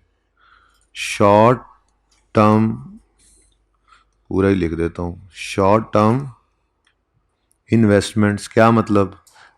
ये जो आप जैसे मिसाल के तौर पे प्राइस बॉन्ड्स वगैरह किसी ने लेकर रखे हुए हैं, शॉर्ट टर्म इन्वेस्टमेंट ऐसी इन्वेस्टमेंट है जो readily available to, readily convertible into cash है। यानी कि कैश करेंसी नोट की फॉर्म में नहीं पड़ा, लेकिन अगर आपका बिजली का बिल आ जाता है, आपको वो पे करना है, तो आप सिर्फ क्या करोगे, प्राइस बॉन्ड उठाओगे और जाके उसको बैंक से चेंज कराओगे और बिल जमा करा दोगे। यानी कि तकरीबन कैश ही हुआ ना। वो क्या हुआ जी? तकरीबन कैश ही हुआ। ओके, तो कैश और कैश से मिलती जुलती चीजें, ये तो हाजमा भी हो जाता है इन तीन चीजों का। तो ठीक है कि ये क्या है? कैश और कैश से मिलती जुलती चीजें। अच्छा, ये पॉजिटिव कैश है। ये क्या है जी? पॉजिटिव है ना, ये हमारे पास एसेट पड़ा है, ठीक है। लेकिन इसी कैश एंड कैश इक्विवेलेंट के अंदर हम कुछ नेगेटिव कैश की फिगर्स भी ले लेते हैं, जिसके अंदर आप शॉर्ट टर्म लोन को यहां पर ले लेते हैं, शॉर्ट टर्म लोन को, या बैंक ओवरड्राफ्ट। एक ही चीज़ है वैसे, बैंक ओवरड्राफ्ट और शॉर्ट टर्म लोन में थोड़ा फर्क है। शॉर्ट टर्म लोन हो सकता है कोई महीने डेढ़ के लिए लिया हुआ हो, और बैंक ओवरड्राफ्ट या रनिंग फाइनेंस जिसे कहते हैं, वो तो बिल्कुल हर वक्त चेंजिंग बैलेंस है ना। किसी भी वक्त आपको ज़रूरत पड़ती है, आप पैसे निकाल लेते हैं, फिर किसी भी वक्त वो वापस कर देते हैं, ठीक है। तो ये दोनों आइटम्स भी हम कैश एंड कैश इक्विवेलेंट में ही ले लेते हैं। हम ये कहते हैं ये भी तकरीबन कैश ही है, वो कैश इनफ्लो की तरह से पड़े थे, ये कैश आउटफ्लो की तरह से पड़े थे, ठीक है। तो ये जो 5 आइटम्स हैं, कभी भी पर्चे के अंदर इकट्ठे मैंने नहीं देखे, ये इनमें से 2 या 3 आ जाते हैं मैक्सिमम। एक नॉर्मली 1 या 2 आ रहे होते हैं, ठीक है, 1 या 2 आते हैं, लेकिन ये कह सकते हैं तकरीबन किसी हद तक एग्जॉस्टिव लिस्ट ये है, ठीक है। तो कैश होगा या बैंक होगा या शॉर्ट टर्म लोन होगा या शॉर्ट टर्म इन्वेस्टमेंट होगी या बैंक ओवरड्राफ्ट होगा, इनका लेजर नहीं बनाना, क्योंकि ऊपर उसूल क्या लिखा हुआ है? सब ओपनिंग क्लोजिंग वाले बैलेंसेस के लेजर बनाने हैं, सिवाय cash and cash equivalent items के। तो वो कौन से आइटम्स हैं? वो ये 5 आइटम्स हैं, ठीक है, जिनमें से चीज़ें आहिस्ता आहिस्ता समझ आएंगी बेटा। मैं मान रहा हूं कि आपको ये ज़रा लाल वाली बात समझ नहीं है, तभी तो लाल किया हुआ इसको, ठीक है। थोड़ी सी हजम नहीं हुई, लेकिन कोई नहीं, थोड़ा सा टाइम गुजरने दो। आज अगर मैं सारी चीज़ों की लॉजिक देने लग जाऊंगा तो सवाल नहीं कर सकेंगे, ठीक है ना। आज मेरा मकसद बहरहाल ये है कि एक पूरा सवाल फुल फ्लेज आपको करवाना है इंशाल्लाह, ठीक है जी। तो जिन जिन आइटम्स के ओपनिंग या क्लोजिंग गिवन है, उनके सबसे पहला स्टेप, ओहो उसूलों में स्टेप 0 तो लिखा ही नहीं। स्टेप 0 आपको पता होना चाहिए, क्या है स्टेप 0? जी फॉर्मेट बनाना है, जो आपको कहा था स्टेप 0 फॉर्मेट बनाना है, और फिर उसके बाद ये स्टेप 1, ठीक है ना। तो फॉर्मेट तो कांस्टेंट है ना, वो तो ठीक है। तो फॉर्मेट सबसे पहले आपने बना लिया। उसके बाद नंबर 1, जिन जिन के ओपनिंग या क्लोजिंग आ रहे हैं उनके लेजर्स ओपन करने हैं, लेकिन वर्किंग कैपिटल आइटम्स के लेजर ओपन नहीं करने। इनको कहां लेके जाना है? ये वर्किंग 1 देखो ना, अभी आपके फॉर्मूले मैंने कहा था वर्किंग 1 तक बना लो। वर्किंग 1 क्या है? वर्किंग 1 क्या है? कैश एंड कैश इक्विवेलेंट की वर्किंग ही तो है। तो ये दरअसल इसका लेजर बनाने की बजाय हम क्या करते हैं, इसको वर्किंग 1 में, इनको वर्किंग 1 में ऐसे प्लस माइनस करके शो कर देते हैं। ठीक हो गया? सही है। तो जिन जिन के ओपनिंग या क्लोजिंग नजर आ रहे हैं उनके लेजर्स ओपन करेंगे, सिवाय वर्किंग कैपिटल आइटम्स के, सिवाय कैश एंड कैश इक्विवेलेंट के और वर्किंग कैपिटल आइटम्स के। अब ये नई मुसीबत क्या है जी? वर्किंग कैपिटल आइटम्स क्या होते हैं? अच्छा, वर्किंग कैपिटल जो है ना, वैसे वर्किंग कैपिटल आप बड़े होकर पढ़ेंगे। वर्किंग कैपिटल का फॉर्मूला पता है क्या होता है? वर्किंग कैपिटल का फॉर्मूला होता है current assets minus current liabilities. ठीक है, लेकिन हमने यहां वर्किंग कैपिटल कैलकुलेट नहीं करना। आप समझो कि वर्किंग कैपिटल कैलकुलेट करना है हमने। वर्किंग कैपिटल रेशियोज के टॉपिक में जरूर पढ़ेंगे, लेकिन सिर्फ ये लफ्ज इस्तेमाल हो जाता है यहां पे कैश फ्लो के टॉपिक में अक्सर, वर्किंग कैपिटल आइटम्स। तो वर्किंग कैपिटल आइटम्स का मतलब होता है करंट एसेट्स और करंट लायबिलिटीज। जब भी कोई बंदा कहे ना वर्किंग कैपिटल, तो उसका मतलब क्या होता है? Current asset. अब आप कहोगे जी सर कह रहे थे सबके लेजर बनाने हैं, विचो छड़िया की है, और बहुत कुछ बचेगा। अभी देखोगे आप, कैपिटल है, लॉन्ग टर्म लोन्स हैं, लॉन्ग टर्म इन्वेस्टमेंट्स हैं, प्रॉपर्टी प्लांट इक्विपमेंट है, land building plant machinery equipment furniture computer है। तो बात समझ रहे हो? ठीक है, बहुत सारी चीजें हैं। तो हमने क्या करना है जी, जिन जिन के ओपनिंग अभी देखेंगे, असल में तो प्रैक्टिकली करके देखेंगे तो समझ आएगी। अब उसूलों से लिखने से तो समझ नहीं आती। ठीक है, तो जिन जिन के, ये उसूलों वाला सफा अलग से बनता जाएगा हमारा, फिर एंड पे फिर इकट्ठा कर लेंगे। ठीक है, जिन जिन आइटम्स के ओपनिंग या क्लोजिंग नजर आ रहे हैं उनके लेजर्स ओपन कर लेने हैं, उनके लेजर्स ओपन कर लेने हैं, सिवाय वर्किंग कैपिटल आइटम्स के और cash and cash equivalent items के। तो वर्किंग कैपिटल आइटम्स कौन से होते हैं जी? करंट एसेट्स और करंट लायबिलिटीज। अच्छा, इनमें से ना दो चीजें ऐसी हैं जिनके लेजर स्टिल हम बनाएंगे, लेकिन चूंकि वो अभी सवाल में आ नहीं रही हैं, वैसे बता रहा हूं, आने वाले दिन में, कल वाले सवाल में या परसों वाले सवाल में आपको देखने को मिलेगा। दो चीजें करंट एसेट, दो चीजें करंट लायबिलिटी हैं, स्टिल उनका लेजर बनता है, वो है इंटरेस्ट और टैक्स। आज के सवाल में ना इंटरेस्ट है ना टैक्स है, इसलिए वो बात मैं यहाँ पे लिख नहीं रहा। ठीक है ना, लेकिन जब आप उन सवालों पे पहुंचेंगे तो वहां पर यही जुमला मैं बोलूंगा, जिन जिन आइटम ओपनिंग नजर आ रहे हैं उनका लेजर बनाओ, सिवाय वर्किंग कैपिटल और कैश एंड कैश इक्विवेलेंट के। लेकिन आगे मैं फिर ऐड करवाऊंगा, लेकिन तो आप इस उसूल के आगे ना यहाँ पे लेकिन लिखकर इस उसूल को पूरा कर लेना। ठीक है, सही है ना? वो लेकिन दो चीजों के वो कह रहे थे कि जी बनेंगे। ठीक है, अब उसूल हमने लिख लिया, बोलो उसूल लिख लिया। ये बैलेंस शीट हमारे सामने है। तो जिन जिन जिन जिन के ओपनिंग या क्लोजिंग नजर आ रहे हैं उनके लेजर्स ओपन करेंगे, लेकिन दो चीजें एक्सक्लूड हो गई। पहली, कैश एंड कैश इक्विवेलेंट, उन्होंने कहां जाना है? वर्किंग 1 में। ठीक है, और जो दूसरे करंट एसेट करंट लायबिलिटी है ना, वर्किंग कैपिटल आइटम्स, उनके लिए ये वाला इलाका मुख्तस किया गया है, adjustments for working capital items changes. ठीक है, यहां क्या करना है वो तो भी मैं सिखाऊंगा। ठीक है, तो पूरी बैलेंस शीट को हमने पहली बार सवाल पढ़ते हुए अपने सफे पे उतार लेना है। तीन ही जगह हैं, या तो चीज एडजस्टमेंट्स और वर्किंग कैपिटल आइटम्स में आएगी, या फिर चीज वर्किंग 1 में आएगी, या फिर चीज लेजर्स में आ जाएगी। इसके अलावा चौथी, और हर चीज को यहां पहुंचाकर ही दम लेना है। और जब ये काम कर लेंगे तो तकरीबन आधा सवाल उसी में से ही हो जाता है, तकरीबन आधा सवाल। ठीक है, बल्कि मैं तो इस तरीके से आपको चलवाऊंगा कि adjustments for working capital items जो है, इसका एक जुगाड़ आज सिखाऊंगा। इसकी कल भी आप, परसों भी आप प्रैक्टिस जब करोगे तो ये मुफ्त के नंबर पर्चे में होंगे। Logic will come in 6th और 7th लेक्चर, लॉजिक बाद में, पहले पर्चा तो पास कर लें। ठीक है, एक तरीका सिखाऊंगा जिससे ये वाली फिगर्स गलती के बगैर बगैर को रट्टा लगाए उसूलों का ना, वो किताबों के अंदर ना इसका वो उसूल बने हुए हैं कि करंट एसेट बढ़े तो ये कर दो कर, हमने नहीं याद करना, हम तो एक छोटा सा जुगाड़ लगाएंगे यहाँ पर और एरर फ्री तरीके से ये मुफ्त के नंबर करेंगे। दूसरे तीसरे दिन कंफर्टेबल हो जाओगे, फिर इंशाल्लाह इसकी लॉजिक भी आ जाएगी। मेरे आने से पहले आ गई तो अच्छी बात है, ना आई तो मैं आके लॉजिक दे दूंगा, ठीक है। अच्छा जी, तो शुरू करें काम को। ओके चलो, अब फिलहाल एक काम ये करते हैं, ये सवाल आपके सामने है, अब आप मैं जो है यहाँ से आपको ये सवाल दिखाता हूँ, ठीक है। हर चीज़ को उसकी जगह पहुँचाते जाएंगे, ओके। सिर्फ वर्किंग कैपिटल वाले जो आइटम्स होंगे ना उनको मैं वहाँ लिख दूंगा, जो उनके साथ करना है हशर वो अभी नहीं सिखाऊंगा, ठीक है। और ये पूरी किधर गई पूरी, ये पूरी बैलेंस शीट हम यहाँ से वहाँ पे नोट कर लेंगे। चलें स्टेप, ये साथ साथ करना है, ठीक है ना। अब साथ साथ मतलब नहीं, आपने देखना है, उसके बाद फिर 1 मिनट आपने रुक कर ये काम कर लेना है, ओके। करें शुरू। सबसे पहले क्या है जी, कैश। कैश कहाँ जाएगा, वर्किंग 1 में, तो यहां पे आके हमने लिख दिया कैश। कितना जी, क्लोजिंग ओपनिंग बताते जाओ। अच्छा ये बड़े ध्यान से देखना है, कभी कभी ना, कभी कभी पैसे अब तो नहीं करता, पहले सवालों के अंदर आप देखोगे वो ओपनिंग इधर और क्लोजिंग इधर भी लिख देता है। तुसी अन्य वाह, इसको क्लोजिंग क्लोजिंग समझ, इसको ओपनिंग समझ के ये 9 पर्चे के अंदर सारे ओपनिंग क्लोजिंग सारे क्लोजिंग ओपनिंग बनाए हो। एक बार ध्यान से देख लेने में कोई हर्ज नहीं है ना, ठीक है। वैसे आज के सवाल में तो ये ओपनिंग है और ये क्लोजिंग, हम 10 में खड़े हैं, ये 9 और ये 10, ठीक है। अच्छा तो आपने मुझे ऐसे ही बताते जाना है।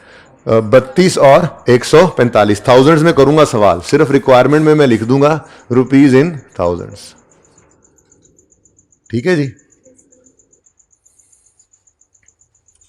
चलो तो जी ओपनिंग, अब किताब से देखते जाएं, किताब अपने सफर में देखते हैं। 32 और 1, अब ये देखो 32, अच्छा सॉरी सॉरी सॉरी 32 और 145, ठीक है जी। नेक्स्ट, अब ये देखते जाओ, कुछ भी नहीं यहां छोड़ना।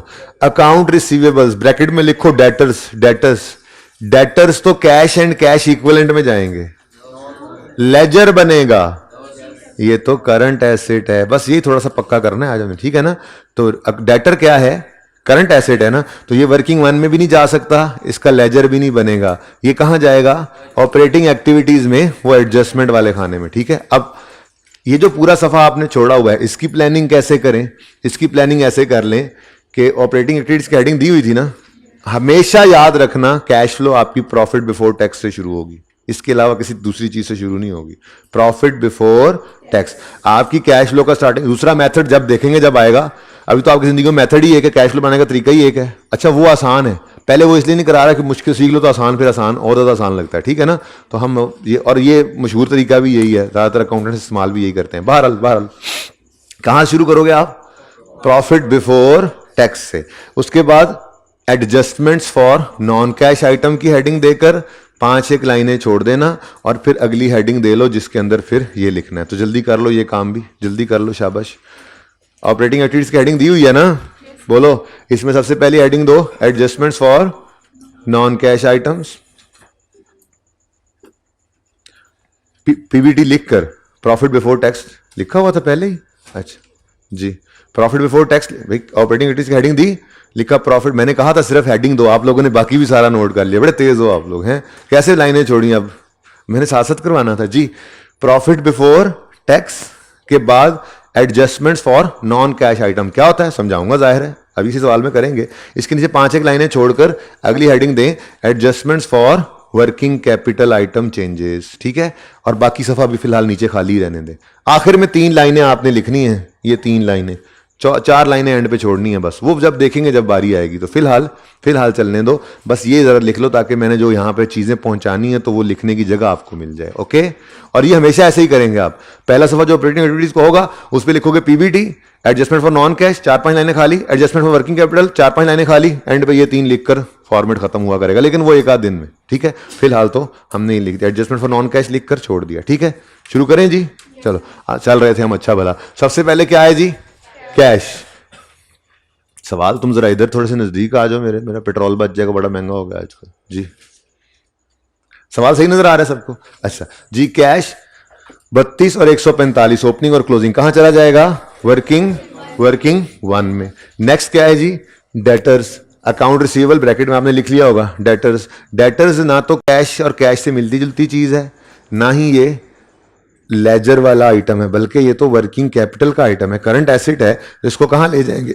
ऑपरेटिंग एक्टिविटीज में। मैं डेटर्स ही लिख लेता हूं आज, वैसे पर्चे में जो लिखा हुआ करेगा वही लिखेंगे, लेकिन आज मैं डेटर्स ही लिख रहा हूं। ओके, तो यहां पे हमने लिख लिया डेटर्स। अब इसका करना क्या है ये इंशाल्लाह थोड़ी देर में बताता हूं मैं, इसलिए इसको आपने फिलहाल मैंने यहां पे स्टार लगा दिया, क्योंकि अभी मैंने इसको किया कुछ नहीं ना। ठीक है,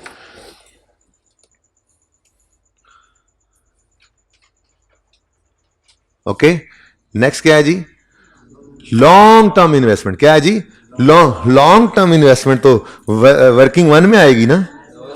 इन्वेस्टमेंट टर्म इन्वेस्टमेंट भी है। अच्छा, शॉर्ट टर्म इधर आती है वर्किंग वन में, लॉन्ग टर्म इन्वेस्टमेंट होगी। तो लॉन्ग टर्म इन्वेस्टमेंट ना तो करंट एसेट है, नॉन करंट, ठीक है, ना तो करंट एसेट है ना वर्किंग वन का आइटम है, तो फिर इसका क्या ओपन करेंगे, लेजर। ठीक है जी,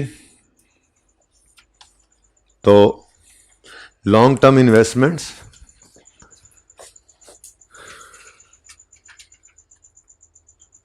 अब ओपनिंग बताओ। 170, क्लोजिंग 220। लो, ये कैश फ्लो है जी बेटा।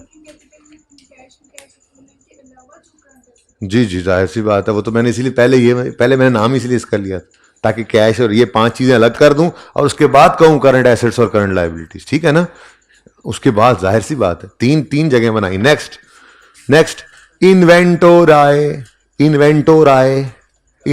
आए, बोले जी बोले, ये कैश एंड कैश इक्विवेलेंट है, लेजर बनेगा नहीं, ये तो करंट एसेट है, ये तो वर्किंग कैपिटल का आइटम है। तो यहां पर लिख लो करना क्या है, 1 मिनट में जब ये समझाऊंगा आप कहेंगे वाह ये तो मुफ्त के नंबर।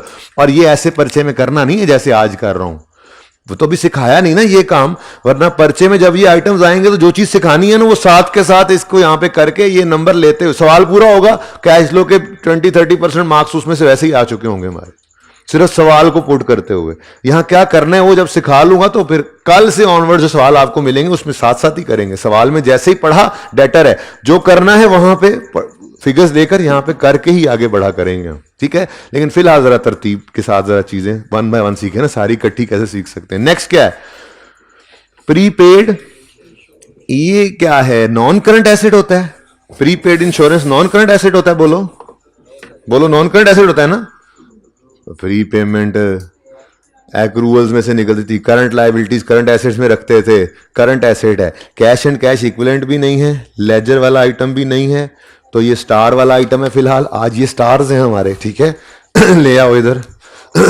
क्या जी, अब करना क्या है ये तो अभी बताया नहीं मैंने, फिलहाल तो सिर्फ इंश्योर कर रहे हैं कि सारी चीजें जहां पर जानी है वो हमें पता लग जाए। नेक्स्ट, ऑफिस सप्लाईज जैसे किसी दफ्तर के अंदर स्टेशनरी वगैरह पड़ी होती है, कोई प्रिंटर के पेजेस पड़े हुए हैं, कोई बुक्स पड़ी हुई हैं, बॉल पॉइंट्स पड़े हैं, कुछ चीज़ें पड़ी हैं, या यहाँ पे रिसेंट वालों के पास ये मार्कर्स वगैरह पड़े हैं, डस्टर पड़े हैं, आपके पेपर्स पड़े हैं, ये office supplies like stationery. Office supplies is like 100% like stationery. जो हमने एक्रूअल प्री पेमेंट के टॉपिक के अंदर यूहूरा वाले सवाल में स्टेशनरी की एडजस्टमेंट नहीं की थी, वो स्टेशनरी की एडजस्टमेंट है। ऑफिस सप्लाईज भी उसी को ही कहते हैं, ठीक है ना। Office supplies means stationery, okay. अच्छा, तो ऑफिस सप्लाईज है, कैश एंड कैश इक्विवेलेंट भी नहीं है और ना कोई नॉन करंट एसेट है, तो फिर ये भी करंट एसेट है जो कि वर्किंग कैपिटल में जाएगा, ठीक है। तो ऑफिस सप्लाईज लाइक स्टेशनरी, तो स्टेशनरी का स्टॉक अगर पड़ा हो तो करंट एसेट ही होता है ना, ठीक है। हाँ, करंट एसेट ही होता है ना। स्टेशनरी का स्टॉक पड़ा हो तो करंट एसेट ही होता है ना। स्टेशनरी का स्टॉक पर मार्कर पड़े हुए हैं, ये नॉन करंट एसेट है, अगले 10 साल इस्तेमाल होंगे, करंट एसेट होता है भाई, ठीक है जी। नेक्स्ट, ओहो स्टार्स के साथ स्टार नहीं लगाया, ये बाद में यहां से जो कुछ करना है यहीं से देखने हैं, ढूंढने पड़ेंगे। नेक्स्ट क्या है जी, land. This is a non current asset, ये वर्किंग वन में जाएगा, कैश एंड कैश इक्विवेलेंट में जाएगा, लेजर बनेगा। अच्छा जी, तो लैंड है, बिल्डिंग इक्विपमेंट, ऐसे प्लानिंग करें। चलो इसको छोड़ देंगे, लैंड बोलें जी, opening 2500, closing 1810। Next is building, और फिर उसकी है अक्यूमुलेटेड डेप्रीसिएशन। तो दोनों के ओपन कर लेते हैं जी अकाउंट्स। बिल्डिंग अब अक्यूमुलेशन लगा तो ये कॉस्ट पे पड़ा है, ठीक है, और ये इसकी अक्यूमुलेटेड डेप्रीसिएशन। I/16 आ गया, I/16 has come, I/16 has come आ चुका है। बताओ ओपनिंग 2300, एसिड का ओपनिंग है, क्लोजिंग 2800। ये ज़रा नज़र आ रहा है यहाँ पे सबको, 2800 क्लोजिंग। कैमरा में भी नज़र आ रहा है, हाइब्रिड वालों नज़र आ रहा है, सही सही एंड तक, एंड वाले कैप वाले भाई, ठीक है, थोड़ा सा इधर छुप गया ना जी। अक्यूमुलेटेड डेप्शन क्रेडिट बैलेंस है भाई, नेचर का ध्यान रखना है, नेचर का ध्यान रखना है। Acid account, acid liability nature के अकाउंट क्रेडिट साइड से ओपन करना जी। अक्यूमुलेटेड डेप्रिसिएशन 720 और 890, तो 720 और क्लोजिंग 890। बातें क्यों कर रहे हो यार, क्या ऐसी जरूरी बात है तुमने करनी करनी है, सवाल की समझ नहीं आ रही तुम्हें, बहुत देर कर दी मेहरबान आते आते।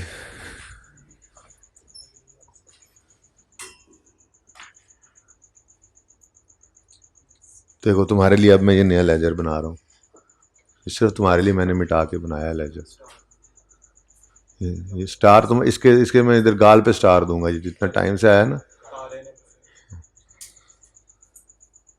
अच्छा जी, देखो तुम्हारे आने से लेजर भी नहीं बन रहा से, इतने तुम लेट आए हो, मुझे टेंशन हो रही है। आप इक्विपमेंट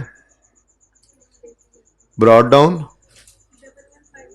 1150, क्लोजिंग 1200, ये 1200 लिखा है मैंने। फिर इसकी एक्यूमुलेटेड डेप्रिसिएशन है, ये इक्विपमेंट की है, और ये बिल्डिंग की है जी। ओपनिंग 350 और क्लोजिंग 380। अब मेरे पास लेजर्स की तो जगह ही खत्म हो गई है, चलो शुक्र है फिलहाल एसिड साइड भी खत्म हो गई है। अब जो लेजर एक्स्ट्रा होंगे ना, वो मैं इधर इस शीट पे थोड़ा सा इसको इधर करके ना, इधर करके बना दूंगा, काफ़ी जगह है, ठीक है। बाद में फिर वो नोटिंग के लिए आप साथ ही कर लेंगे, ओके।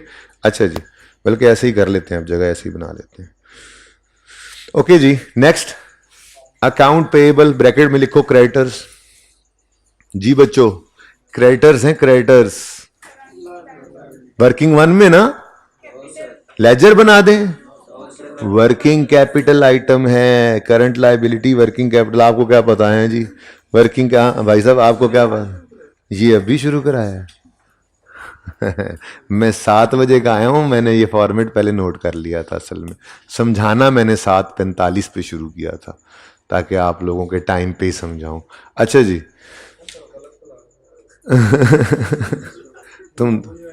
तुम अगली क्लास, वो कहाँ से, अभी तो 8:30 हुए हैं बेटा, टैक्स की बजाय इधर आ गए हो, अच्छा जल्दी आ गया, चल सुकून से बैठ, अच्छा है, जरा 2 बार सुन लेगा, आ गया तो ठीक है, ओके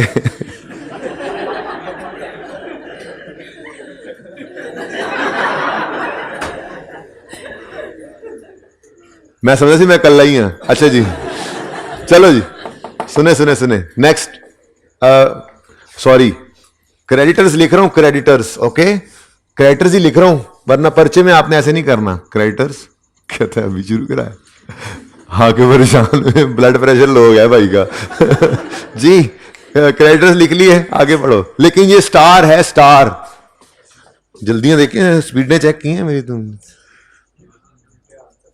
अच्छा, वेजेस पेएबल भी भाई स्टार है, वेजेस पेएबल भी स्टार है, करंट लाइबिलिटी है ना, कैश एंड कैश इक्विवेलेंट है, ना ही लेजर वाला आइटम है, तो वेजेस पेएबल, ठीक है जी। नेक्स्ट शॉर्ट टर्म लोन है, शॉर्ट टर्म लोन है, cash and cash equivalent item है जी, लेकिन नेगेटिव के साथ आएगा जी। स्टार 580 और 580 माशाल्लाह जी, ये सेम क्यों है पता नहीं जी। शॉर्ट टर्म लोन कितना जी, 580 लेकिन नेगेटिव, और 580 लेकिन नेगेटिव। नेक्स्ट, अरे लॉन्ग टर्म लोन आप भी आ गए, आ गया long term loan. Long term loan का तो लेजर बनेगा। ये जगह जरा खाली पड़ी थी। आप तो अपनी तरतीब से चल रहे होंगे ना। मेरे यहाँ मैंने कहा ये जरा दोनों इकट्ठे इकट्ठे रहे ना जरा, एसेट और उसकी डेप्शन, इसलिए ये जगह खाली छोड़ दी थी जी। ओपनिंग बता दें। 1160 और 985। उसके बाद क्या रह गया जी? ये कैपिटल तो पक्का वर्किंग कैपिटल ना। वर्किंग कैपिटल का मतलब होता है करंट एसेट्स और करंट लायबिलिटीज। ये है कैपिटल, वो बड़े वाला कैपिटल, ठीक है। तो इसका तो लेजर बनाएंगे, इधर ही बना लेते हैं जी लेजर इसका।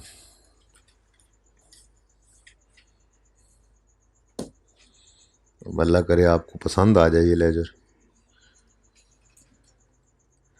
नजर आ रहा होगा, सही है। नहीं तो ऐसे कर लेंगे, ठीक है जी। कैपिटल, कैपिटल का अकाउंट है, ओपनिंग बता दें। 3403 है। 3402। बस ये 2 ऐसे नहीं बोलना कि पहली बार मुझे समझ आ जाए बेटा। 3402 और क्लोजिंग 3884, ठीक है जी। डन जी। लो भाई, अब सारी बैलेंस शीट पहुंच चुकी, ठीक है। अब ये जो स्टार्स हैं इनका क्या करना है, बड़े ध्यान से देखना। और ये मुफ्त के नंबर हैं।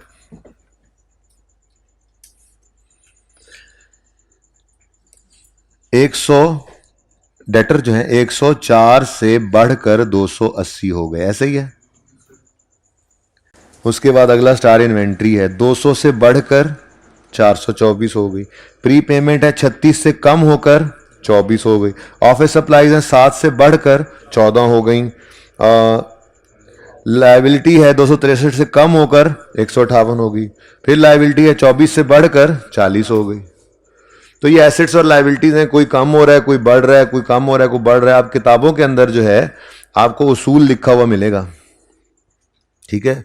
वो उसूल पता है क्या है? वो उसूल तो नहीं लिखा हुआ है कि करंट एसेट बढ़े तो कैश फ्लो में नेगेटिव, करंट एसेट कम हो तो कैश फ्लो में पॉजिटिव, करंट लायबिलिटी बढ़े तो कैश फ्लो में पॉजिटिव, करंट लायबिलिटी कम हो तो कैश फ्लो में नेगेटिव। अब ये उसूल जितनी मर्जी याद कर लो मिक्स हो ही जाता है, ठीक है। तो हमें हमारे उस्तादों ने जो सिखाया था, ठीक है, उसके पीछे एक लॉजिक भी है, लेकिन वो जो सिखाया था वो हम भी अपने बच्चों को फिर सिखा देते हैं। सीना ब सीना आपको पता है ये मुंतकिल हो रहा होता है, ठीक है जी, सारा जो ज्ञान होता है। तो अब वो तरीका सीखेंगे। अब उसकी लॉजिक नहीं सोचनी फिलहाल, उसकी इफेक्टिवनेस सोचनी है आपने कि बगैर कोई गलती के, बगैर कोई एक्स्ट्रा चीज याद किए आपको ये मुफ्त के नंबर मिलने हैं, ठीक है। आपको इतना तो पता है कि एसेट बढ़े तो डेबिट कहते हैं और एसेट कम हो तो क्रेडिट, लायबिलिटी बढ़े तो क्रेडिट कहते हैं और कम हो तो, इतना कुछ नॉलेज होना चाहिए आपको डबल एंट्री का। ये एडजस्टमेंट हो जाएगी, ठीक है। ये मुफ्त के नंबर मिल जाएंगे। कैसे? डेटर, डेटर है ये, बोलो ये डेटर है। ये 104 से बढ़ के 280 पे गया, कितना डिफरेंस है? 170। अब अच्छा, अब ये डेटर है, ये एसेट है, और एसेट में क्या आया है? इंक्रीज आया है। एसेट में इंक्रीज आए तो क्या करते हैं? डेबिट। एसेट में इंक्रीज आए तो क्या करते हैं? डेबिट। दूसरा इंपैक्ट आपने कैश पे सोच लेना है। अब क्यों कह रहे हैं ये लॉजिक फिलहाल आज नहीं, ठीक है। आज सिर्फ तरीका, कैश को क्या कर दो? क्रेडिट। और अगर यही एसेट कम हो रहा होता तो हम ये सोचते कि एसेट हो गया क्रेडिट यानी कम, तो फिर कैश को डेबिट कर देते। ये बात समझ आई है? ये बात समझ आई? फिर सुनो ना, सब ऊपर देखोगे तो पता लगेगा। ओपनिंग से क्लोजिंग तक आते हुए डेटर ने इंक्रीज शो किया है। Debtor is an asset, asset का बढ़ना डेबिट, तो दूसरा इंपैक्ट कैश को कर दो क्रेडिट। कितने से बेटा? 176 नेगेटिव कैश क्रेडिट। बात समझे हो? थोड़ी सी प्रैक्टिस और करते हैं, अभी तो 5-6 तो यही आइटम पढ़े हैं। पर्चे के अंदर ये एक आध दिन तक ये कैश लिखना छोड़ देंगे, उसके बाद एक आध दिन तक ये लिखना भी छोड़ देंगे, ये ज़बानी किया करेंगे, ठीक है ना। ये लिखना नहीं है पर्चे में, ये नहीं लिखना पर्चे में, ओके भाई, समझ आई है? डेटर में क्या आया? इंक्रीज, ओपनिंग से क्लोजिंग की तरफ देखना है ना। इस साल के शुरू में इतना था, साल के एंड तक डेटर ने इंक्रीज शो किया, तो debtor is an asset, asset बढ़े तो क्या होता है, डेबिट। दूसरा इंपैक्ट कैश पे सोच दो, उसका क्रेडिट। फर्स्ट सवाल का करने के बाद सोल्यूशन देखोगे तो यही होगा। तो कौन इतने उसूल याद करे, कितना आसान सा काम है, इतना तो हमें पता लगता ही है। ठीक है, एक और, इन्वेंट्री। इन्वेंट्री 200 से 424 पर आ गई तो इन्वेंट्री बढ़ी है। इन्वेंट्री का बढ़ना, इन्वेंट्री एसेट है, एसेट का बढ़ना डेबिट। ये आज लिख लो पूरी बात, कल से कैश छोड़ देना लिखना, कल परसों से, और फिर ये डेबिट क्रेडिट भी नहीं लिखा करेंगे। ठीक है, जबानी करना है ये काम, एग्जामिनर को नहीं बताना हमने जुगाड़ लगाया। ओके जी, बोलो। इन्वेंट्री अगर डेबिट हुई है तो दूसरा इंपैक्ट कैश पे सोच लो, कैश क्या करना है, क्रेडिट। कितने से जी, 224।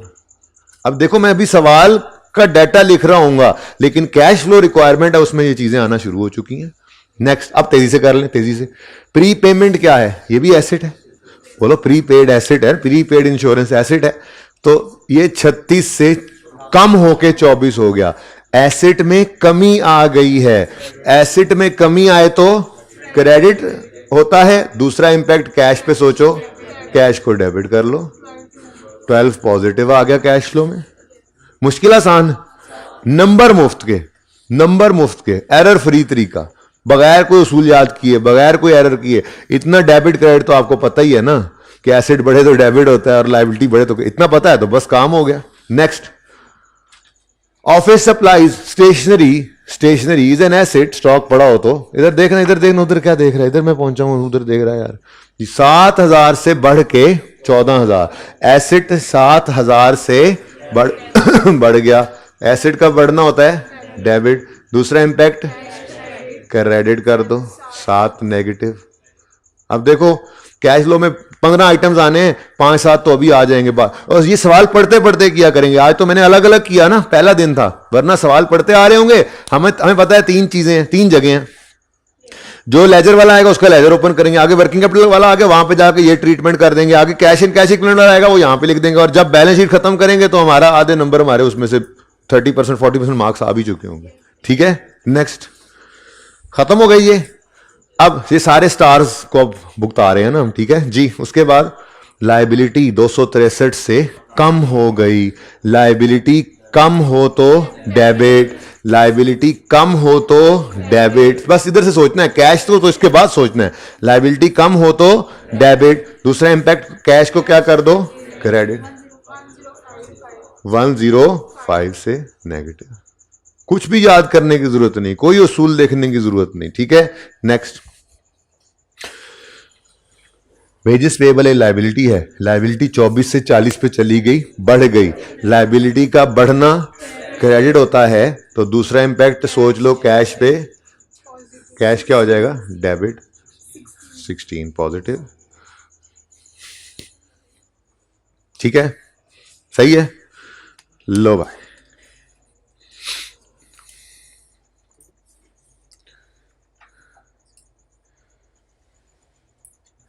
अच्छा जी, अब अगली बात, यहां तक को मसला तो नहीं है। सारी बैलेंस शीट को हमने क्या किया, सवाल में पहुंचा दिया। वर्किंग वाले आइटम वर्किंग 1 में चले गए, लेजर वाले लेजर में चले गए, वर्किंग कैपिटल वाले आइटम्स को ऑपरेटिंग एक्टिविटीज में उस सेक्शन के अंदर डाल दिया। ठीक है, अब इनकम स्टेटमेंट की तरफ आए तो मैंने आपको कहा था कैश फ्लो का स्टार्टिंग पॉइंट हमेशा क्या हुआ करेगा, profit before tax, after tax नहीं, प्रॉफिट बिफोर टैक्स। लेकिन हमारे इस सवाल में, क्योंकि पहला सवाल है तो इसके अंदर आपको टैक्स नज़र ही नहीं आ रहा, तो यही हमारा प्रॉफिट बिफोर टैक्स है, यही हमारा प्रॉफिट आफ्टर टैक्स भी है। देख लो, sales, cost of sales, GP, operating expense, selling expense, blah blah blah blah blah blah blah, net income, gain losses आ रहे हैं। ठीक है, सही है। तो प्रॉफिट बिफोर टैक्स भी हमारा 950 ही, क्योंकि सवाल के अंदर टैक्स नहीं है। अगर टैक्स होता तो प्रॉफिट आफ्टर टैक्स को स्टार्टिंग पॉइंट नहीं लेना, प्रॉफिट बिफोर टैक्स को लेना है। वो मैंने फॉर्मेट में लिख दिया, हमेशा आपने ऐसे ही करना है, आपने हमेशा शुरू ही फॉर्मेट को यहां से करना है। ओके, अच्छा जी, तो फिर 950 की फिगर आपने उठाई है जी इनकम स्टेटमेंट से। इधर देखो, सबसे एंड वाली फिगर उठा ली, ऊपर वाले सारे इंपैक्ट्स इस पे आ गए, आ गए। यहां तक कोई मसला नहीं। अब अगला मसला आता है, बनाने निकले, अब ये छोटी सी बात है लेकिन है आसान, बनाने निकले हैं हम कैश फ्लो, ठीक है, लेकिन स्टार्ट कर रहे हैं हम प्रॉफिट की फिगर से। इस प्रॉफिट की फिगर तक आते आते 230 की डेप्रिसिएशन माइनस हो चुकी है, हो चुकी है नहीं हो चुकी? अगर मैं पीबीटी से स्टार्ट करूं और इसको जैसे माइनस हो चुकी वहीं रहने दूं तो क्या मैं कैश फ्लो की फिगर पे पहुंच सकता हूं? मैं कैश फ्लो की फिगर पे तो नहीं पहुंचूंगा। यानी इस प्रॉफिट की फिगर तक आते आते एक नॉन कैश आइटम माइनस हो चुका है, नॉन कैश आइटम माइनस हो चुका है। अगर इसका इंपैक्ट निकालना हो तो क्या करना पड़ेगा? ऐड बैक करना पड़ेगा। क्या करना पड़ेगा? ऐड बैक करना पड़ेगा। ऐसे ही आगे बढ़ो, बाकी तो सब चीजें देखो। आज आज आपने ये नहीं सोचना सर सेल्स में भी तो क्रेडिट सेल्स पड़ी हो सकती हैं, सर कॉस्ट ऑफ सेल में क्रेडिट परचेजेस भी हो सकती हैं, सर ये एडमिन ऑपरेटिंग एक्सपेंस में एडमिन सेलिंग एक्सपेंसेस के अंदर भी तो कोई बिजली का बिल हो गया, कोई इस तरह की चीज़ों की एक्रूवल पड़ी होंगी। इसको भी नहीं सोचना। इसके लिए इतना ही मैं बता दूं आपको कि जो हमने वर्किंग कैपिटल आइटम्स की चेंजेस ली हैं ना, उसके अंदर डेटर्स आ गए जिसमें सेल वगैरह, क्रेडिटर्स आ गए परचेज वगैरह, बाकी एक्रूवल प्रीपेमेंट्स आ गए, इनको कैश में कन्वर्ट कर दिया है हमने। ये प्रूफ करेंगे इंशाल्लाह कोई 7वें 8वें लेक्चर में जाके कैश फ्लो के, जब मैं वापस आ चुका हूँगा। एक छोटी एग्जांपल में प्रूफ करेंगे, फिलहाल प्रूफ नहीं करना। फिलहाल बस मैंने बोल दिया ना आपको कि आपके जो सेल्स परचेजेस आपके जहनों में आ रहे हैं, सेलिंग एडमिन एक्सपेंसेस वाले जो खर्चे अगर एक्रूवल वाले थे तो वो कैश में कैसे कन्वर्ट हुए। तो मैंने कहा वो वर्किंग कैपिटल में जो हमने ये जो ड्रामा किया है ना, डेबिट क्रेडिट करके और कैश, उसके अंदर वो कैश में कन्वर्ट हो गया। इसको प्रूव करने के लिए 6वां 7वां लेक्चर है, फिलहाल नहीं करना। फिलहाल बस इसको मान लेना है मिनवान और सवाल पूरा करना है। ठीक है जी, सही है। अच्छा, ये 230 पे एतराज है क्या? प्रॉफिट तक आते आते ही 230 माइनस हो चुका है। देखो ना, 1 2 3 चीजें टोटल करके माइनस किया हुआ है ना इसमें, ठीक है। तो ये प्रॉफिट की फिगर तक आते आते 230 माइनस हो चुका है। अगर मैं कैश फ्लो बना रहा हूं और मेरा स्टार्टिंग पॉइंट ये 950 है तो फिर तो गड़बड़ है, क्योंकि इस 950 तक आते आते तो डेप्रिसिएशन एक्सपेंस इसमें से माइनस हो चुका है। तो इसको क्या करना पड़ेगा? ऐड बैक करना पड़ेगा। क्या करना पड़ेगा? ऐड बैक करना पड़ेगा। ऐड बैक इसको कहते हैं adjustments for non cash item, जिसमें से सबसे मशहूर है जमाना डेप्रिसिएशन एक्सपेंस है। प्लस आज तक जिंदगी में डेप्शन माइनस करते आए, आज तक माइनस करते आए, प्लस ये यहां पर ना उलट काम चलना है। यहां पर इनकम्स ने माइनस होना है, एक्सपेंसेस ने ऐड होना है, जो भी नॉन कैश होंगे, ठीक है ना। बहरहाल ये तो फेवरेट डेप्रिसिएशन एक्सपेंस कितना जी? 230। देखो ये नंबर मिल गया, लेकिन ये फिगर ऐसे नहीं मिला करेगी पहले सवाल में जैसे मिल गई। ये फिगर अब बताता चलूं आपको, आपके कैश फ्लो का सवाल हुआ करेगा, डाटा होगा जैसे एक्यूमुलेशन का अकाउंट है, इसमें से बैलेंसिंग फिगर आप ढूंढ के निकाला करोगे डेप्रिसिएशन की, और फिर वो फिगर निकल कर इधर जाकर ऐड बैक करके आप रिवर्स किया करोगे। ऐसे नहीं थाली में रख के आपको डेप्रिसिएशन देगा। लेकिन पहला सवाल है, सब कुछ ऐसे ही है। पहला सवाल तो बस हमने टारगेट ये किया हुआ है कि हम एक सवाल मुकम्मल कर लें, अल्लाह करे कर लें। अभी 20-1 मिनट पड़े, ठीक है। सवाल वैसे खत्म है, लेकिन कुछ लेजर की बैलेंसिंग है ना, वो भी सिखानी है, तो 10-1 मिनट उस पर लगते हैं। तो अगले 10 मिनट में ये बात करके फिर वहां पे जाता हूं। ऐसे ही ये देखो, ये देखो, बड़ा ही गुस्सा आया। देखो आपको मैंने ये कहा कि इनके बारे में आपने नहीं सोचना, ठीक है। इंशाल्लाह आई विल प्रूव, जिंदगी अगर वफा करती है तो मैं लाजमी प्रूव करूंगा। इससे ऊपर ऊपर वाले आइटम्स को आपने, मैंने कहा, नहीं सोचना कि उनको कैश में कैसे कन्वर्ट किया। उसके लिए फिलहाल जो मैंने आपको अर्ज किया कि जो हमने वर्किंग कैपिटल आइटम चेंजेस ली हैं उनके अंदर हमने इनको कैश में कन्वर्ट कर लिया। अब वो मेरे पे थोड़ा सा इत्मीनान इतना कर लें कि जब तक मैं वो बात कर नहीं देता आप कहें हाँ ठीक है सर कह रहे हैं, तो फिर हो गया होगा, ठीक है ना। उसके बाद इंशाल्लाह करेंगे। मैंने इसीलिए तो आपको बता दिया ताकि बाद में मैं भाग ना सकूं। आपको बोला तुमने 7वें 8वें लेक्चर में बताओगे, बताओ ना आप भाग रहे कहाँ पे हो, हैं? ठीक है, अच्छा नहीं लिख क्या लो, मैंने लिख लिया दिल पे, आप भी लिख लो। सबसे पहले मैंने इस इतना गुस्सा हाईलाइटर भाई जी, सबसे पहले इस, अभी भी गुस्से में, इस 230 को पकड़ लिया, ठीक है। इसको क्या कहा? तुम नॉन कैश हो। हमने पीबीटी से शुरू करना है, स्टैंडर्ड ने कहा है। ये ना कहना आप वहां से शुरू कर लेते सर, यहां से शुरू कर लेते, नहीं भाई, स्टैंडर्ड ने कहा है पीबीटी से शुरू करना है। तो पीबीटी से शुरू किया तो हमने कहा तुम नॉन कैश हो। यहां तक आते आते तुम क्या हो चुके हो? माइनस। तो तुम्हें क्या कर देंगे हम? ऐड। साथ ही आगे ख्याल आया, डिस्कशंस पहले किए हुए फायदा होता है ना। डेप्शन के बाद इनकम फ्रॉम ऑपरेशंस आ गई। उसके बाद वो कहता है gain on sale of land, gain on sale of long term investment, loss on sale of equipment. हमने कहा अस्तगफिरुल्लाह, ये तो सब के सब ही नॉन कैश हैं। बताया था आपको मैंने क्लास के स्टार्ट में एक बात की थी कि एसेट के बेचने पर जो कैश इनफ्लो होता है, कैश फ्लो के टॉपिक में हमें उसका सरोकार होता है। गेन और लॉस ऑन डिस्पोजल ये कैश फ्लो नहीं है। सादा सी बात है, कई बार आप डिस्पोजल ऑफ फिक्स एसेट पढ़ के आए हैं, ठीक है। Gain on disposal of fix asset क्या कैश इनफ्लो होता था? Loss on disposal of fix asset क्या कैश इनफ्लो होता था?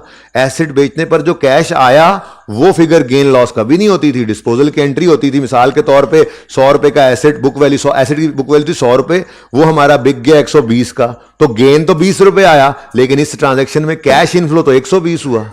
100 का बुक वैल्यू वाला एसेट था, 70 का बेच दिया, 30 का लॉस आ गया। अब लॉस ऑन डिस्पोजल तो 30 आया हुआ है, जबकि कैश इनफ्लो तो इस ट्रांजैक्शन के अंदर 70 हुआ। तो हमारे इस टॉपिक के अंदर हमें क्या चाहिए होता है? कैश इनफ्लो और कैश आउटफ्लो, ठीक है। तो प्रॉफिट की फिगर तक आते आते तो गेन्स लॉसेस एड लेस हुए पड़े हैं, तो क्या करेंगे? इनको नॉन कैश एडजस्टमेंट्स में रिवर्स करेंगे। लेकिन वो अलग बात है कि हम डिस्पोजल का भी अकाउंट बनाएंगे कैपिटल के नीचे। 3 डिस्पोजल हो रहे हैं ना, 3 डिस्पोजल अकाउंट बनाएंगे, ये गेन लॉस उसमें रखेंगे, ठीक है। और फिर वहां से कैश की फिगर निकालेंगे और इन्वेस्टिंग एक्टिविटीज में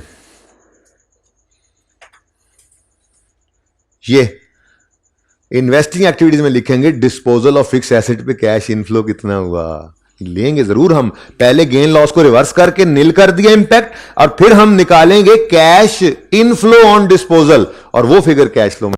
तो कहानी ये उल्टी हुई है। वहां पे इनकम एक्सपेंसेस निकालने की दौड़ होती थी, यहां पे इनकम एक्सपेंसेस वो दे रहा है, हम कह रहे हैं नहीं नहीं नहीं नहीं, ये वापस लो, हमें कैश चाहिए, क्योंकि हम कैश फ्लो स्टेटमेंट बना रहे हैं। ओके, सही है। तो चलो पहले इसको रिवर्स करते हैं। ये मुफ्त के नंबर ले लें, लेजर बनाएंगे डिस्पोजल का, वहां से इंशाल्लाह कैश निकलेगा, ठीक है। तो 950 तक आते आते ये 64 ऐड हो चुका है, ये 32 ऐड हो चुका है, लेस करेंगे रिवर्स हो जाएगा इसका असर। कैश इनफ्लो लेंगे इसका थोड़ी देर में, ठीक है। ऐसे ही 950 तक आते आते ये 15 माइनस हो चुका है, तो इसको क्या कर देंगे? ऐड। तो लॉस ऑन डिस्पोजल ऑफ किस चीज के ऊपर है? Loss on disposal of equipment. वो लॉस था, वो 950 तक आते आते लेस हो चुका था, आपने क्या कर देना है? ऐड। कितना है? 15। उसके बाद 2 गेन्स हैं, 950 तक आते आते ऐड हो चुके हैं, तो हम क्या कर देंगे उनको? लेस। लेस है gain on disposal of land 64, okay, और gain on disposal of long term investment. देखो इसमें ना डाटा जो है वो मिसिंग फिगर्स के तौर पे निकला करेगा। आज के सवाल में नहीं, आहिस्ता आहिस्ता प्रैक्टिस। आज तो जाके आपने इस सवाल को 2 दफा करना है बस, ताकि आपको सवाल की बेसिक चीज पकड़ में आ जाए। फिर आहिस्ता आहिस्ता सवाल मुश्किल होते जाएंगे, पर आपको मुश्किल नहीं लगेंगे इंशाल्लाह। 70-80% सवाल हो जाया करेगा। लेकिन मैं ये बात सुनो, मैं क्या कह रहा हूं, ये 3 डिस्पोजल है ना, 3 डिस्पोजल, तो यहां पर सेल प्रोसीड्स लेंगे हम। सेल प्रोसीड्स या कैश रिसीव, जो मर्जी लिख लो, जो आपका दिल करे। सेल प्रोसीड मतलब कैश रिसीव, ठीक है। Cash receive on disposal of equipment भी आएगा। कहां से आएगा आप ये तो देखेंगे। फिर sale proceeds on disposal of land भी आएगा। कैश रिसीव्ड लिख लो। सेल प्रोसीड सर नहीं, सर हमें नहीं समझ आ रही सेल प्रोसीड क्या होती है। ये लो, कैश रिसीव्ड लिखो अब, ठीक है। Cash received on disposal of long term investment. तो बच्चों गेन लॉस को रिवर्स करेंगे और कैश इनफ्लो को पकड़कर इधर पॉजिटिव साइन के साथ लिखेंगे। कैश फ्लो बना रहे हैं, निकलेगा जब तो यहां लिख लेंगे, लेकिन प्लानिंग तो कर ली ना हमने कि करना क्या है, समझे हो। तो गेन लॉस को क्या कर दिया? रिवर्स, क्योंकि ये नॉन कैश आइटम है। मैंने बोला आपको कि 100 का एसेट, 100 की बुक वैल्यू एक एसेट की, वो बेचो 120 का, तो गेन तो 20 है। अब इनकम स्टेटमेंट में तो 20 का गेन पड़ा है, पर हमें वो 120 की फिगर चाहिए यहां पे कैश फ्लो बनाते, तो 20 को रिवर्स करके 120 यहां पे लिखेंगे, पर वो सवाल के अंदर जो होगा वो लिखेंगे ना फिलहाल तो। जी सही है। इनकम स्टेटमेंट में और इसके अलावा कुछ नहीं करना। उठाया पीबीटी से, ये 4 नॉन कैश आइटम्स एडजस्ट किए। आपने कहा ऊपर वाले नॉन कैश, मैंने कहा नहीं वो हमने कर लिए वर्किंग कैपिटल में, मान लो प्रूफ भी कर लेंगे, ठीक है। और अब हमारा सवाल सिर्फ इन एडजस्टमेंट्स का मोहताज रह गया है। अगर इनको हम कर लें तो कहानी खत्म। जिनमें सबसे पहली ट्रांजैक्शन है डी,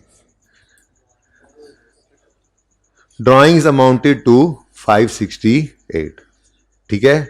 और भाई सही है। अब ड्राइंग्स, वैसे तो ड्राइंग्स की एंट्री होती है ड्राइंग्स डेबिट कैश क्रेडिट, लेकिन फिर ड्राइंग्स जब होती हैं बैलेंस शीट में क्लोज, तो हम उन्हें क्या करते हैं, कैपिटल में जाके लिख लेते हैं, ठीक है ना भाई। ये ड्राइंग्स डिविडेंड लिख दे सवाल में तो डिविडेंड हो जाएगा। ये पुराना सवाल है, जरा बच्चों वाला सवाल है, सोल प्रोपराइटर का, तो यहां पर क्या आ जाएगा, ड्राइंग्स।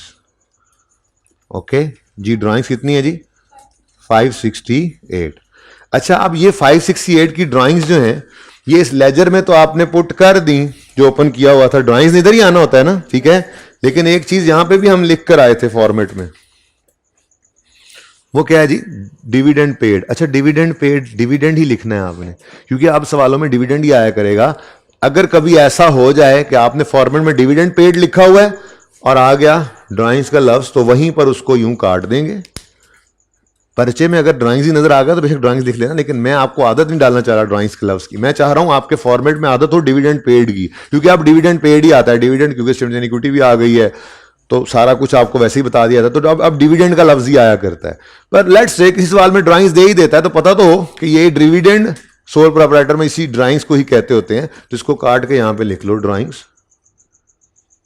कितनी है जी, 568। तो ये बात याद रखना, डिविडेंड होगा तो कैपिटल या रिटेन्ड अर्निंग्स के लेजर में क्या होगा, डेबिट साइड पे। कैपिटल अगर अलग पड़ा है और रिटेन्ड अर्निंग्स अलग हैं तो डिविडेंड रिटेन्ड अर्निंग्स में आता है, और अगर कैपिटल इकट्ठा ही पड़ा है तो रिटेन्ड अर्निंग्स को कैपिटल में फेंक देना।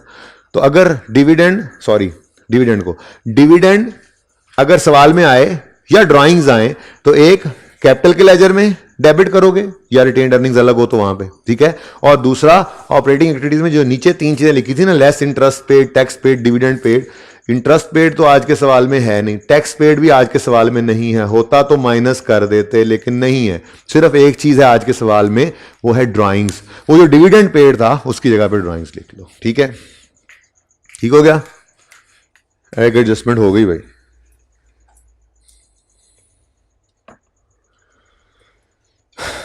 एडजस्टमेंट बी इसके बाद करते हैं जी, एडजस्टमेंट बी जरा आसान से मुश्किल की तरफ जा रहे हैं, ठीक है। Adjustment B, long term investment costing 100 were sold during the year. Disposal आ गया ना, वैसे भी जब गेन लॉस देखा करोगे तो डिस्पोजल अकाउंट ओपन कर लिया करोगे एहतियातन, ठीक है। तो भाई हमारा एक डिस्पोजल का अकाउंट बनने जा रहा है। ये किस चीज का डिस्पोजल है, बस ऐसे ही है, नाम लिखो और शुरू कर दो काम। डिस्पोजल लॉन्ग टर्म इन्वेस्टमेंट्स, ठीक है जी। अच्छा, मैं तो ये कहता हूं कि जरा ना मुझे ये यहां पर जो लिखा हुआ है लॉन्ग टर्म इन्वेस्टमेंट में 32 का क्या आया था, गेन था ना। मेरा दिल ये चाह रहा है कि आप इस लेजर में 32 का गेन मुझे पहले पोस्ट करके दिखा दें। अगर डिस्पोजल का लेजर है तो उसमें गेन किस तरफ आएगा भाई। फिक्स एसेट इंडेक्शन में डिस्पोजल बड़ी तफसील से किया है। अब इसके लिए सोच लेते हैं ना, हम यूं सोचते हैं अगर प्रॉफिट एंड लॉस इस तरफ आए तो एंट्री बनती है, सरा देख लो इधर, प्रॉफिट एंड लॉस इस तरफ आए तो एंट्री बनती है डिस्पोजल का account credit, profit and loss debit, ये तो लॉस होगा। यानी अगर गेन आएगा तो वो डिस्पोजल के अकाउंट में किस तरफ आएगा, डेबिट साइड। पहले गेन निकाला करते थे, आज गेन उसने दे दिया है, कैश निकालेंगे, ठीक है। वक्त की बात है। तो गेन ऑन डिस्पोजल सवाल में ऑलरेडी गिवन था कितना, 32, ठीक है। अच्छा, अब वो क्या कह रहा है, investment costing 100 were sold during the, long term investment costing 100 were sold during the year, ये लिखा हुआ है। और बोलो तो, और गूंगो बोलो तो। अब वही डिस्पोजल है, एसेट अकाउंट में से 100 रुपया, इन्वेस्टमेंट तो डेप्रिशिएट भी नहीं ना होती, तो कॉस्ट ही पड़ी होगी यहां पे, उसमें तो डेप्रिसिएशन का मसला ही कोई नहीं, ठीक है। तो एसेट अकाउंट में से 100 रुपया निकला और निकल कर डिस्पोजल अकाउंट में आ गया डेबिट। ठीक हो गया जी। एक्यूमुलेशन तो होती नहीं है इन्वेस्टमेंट पे, क्या होती है? इन्वेस्टमेंट डेप्रिशिएट नहीं होती, ठीक है ना। अच्छा, अब दोनों अकाउंट्स बैलेंस होकर मजे का काम दिखाएंगे आपको। जैसे डिस्पोजल के अकाउंट में नॉर्मल 4 ही चीजें होती हैं। पहली चीज एसेट अकाउंट से कॉस्ट आती है, दूसरी एक्यूमुलेशन अकाउंट में से एक्यूमुलेटेड डेप्शन आती है जो इन्वेस्टमेंट की है नहीं, तीसरा हम कैश लिखते थे, और चौथा गेन लॉस निकलता था। आज गेन लॉस उसने दे दिया, तुम बताओ बैलेंसिंग फिगर किस तरफ आ रही है? क्रेडिट साइड पर, और वो तो कैश ही होता है। और सादा सी बात थी, वैसे मुश्किल करके समझाई आपको ताकि मुश्किल सवालों में तैयारी हो। सादा सी बात है, अगर 100 वाली चीज 32 का गेन देकर गई है तो 132 की ही बिकी होगी ना। अब इस लेजर में 2 चीजें आई थी, एक ये गेन था जिसे हमने नॉन कैश ट्रांजैक्शंस के अंदर रिवर्स कर दिया था, दूसरी चीज हमें मिली है कैश। दूसरी चीज क्या मिली है जी? कैश। इस कैश की फिगर को हम 132 के कैश इनफ्लो को हम यहां पर लेंगे। वर्किंग नंबर कौन सा है? वर्किंग नंबर ये 7 तक पहुंच गए थे ना, ये 8 है और ये 9 है। अभी नंबरिंग कर देता हूं, ठीक है। तो वर्किंग नंबर 9 में मेरे पास 132 का, ये तो जबानी भी निकल आता, लेकिन चले हमने तरीका सीखना था ना। अब समझ आइए बात पूरी, कि डिस्पोजल पर गेन लॉस जो होगा वो यहां पर एडजस्ट कर देंगे, और जो कैश इनफ्लो होगा वो यहां पे माइनस करेंगे, ठीक है। आगे बढ़ते हैं, एक और डिस्पोजल कर लेते हैं, देखते हैं कोई और आता है या नहीं आता। पॉइंट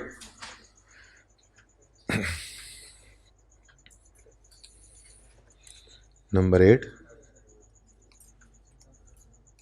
और नंबर 9, ठीक है। अच्छा, अब ये मुझे पता लग गया है कि 2 और डिस्पोजल्स भी हैं, तो उनके भी ऐसे ही डिस्पोजल अकाउंट बनेंगे। क्या ख्याल है, बनेंगे नहीं बनेंगे? डिस्पोजल अकाउंट्स 2 बनेंगे नहीं बनेंगे? एक डिस्पोजल है किसका? लैंड का भी है, और दूसरा डिस्पोजल है इक्विपमेंट का। अच्छा, अब इनके जो गेन लॉस सवाल के अंदर गिवन थे ना, जब भी कभी सवाल के अंदर आपको गेन या लॉस ऑन डिस्पोजल दे ना, तो आपका तरीका ये होना चाहिए कि आप फौरी तौर पे एक डिस्पोजल का लेजर ओपन करें और गेन है या लॉस है उसको वहां पे जाकर लिख दें, फिर आगे देखें सवाल क्या करता है, ठीक है ना। तो ये मैंने पहले इसलिए नहीं करवाया था कि जरा तरतीब से चल रहे थे।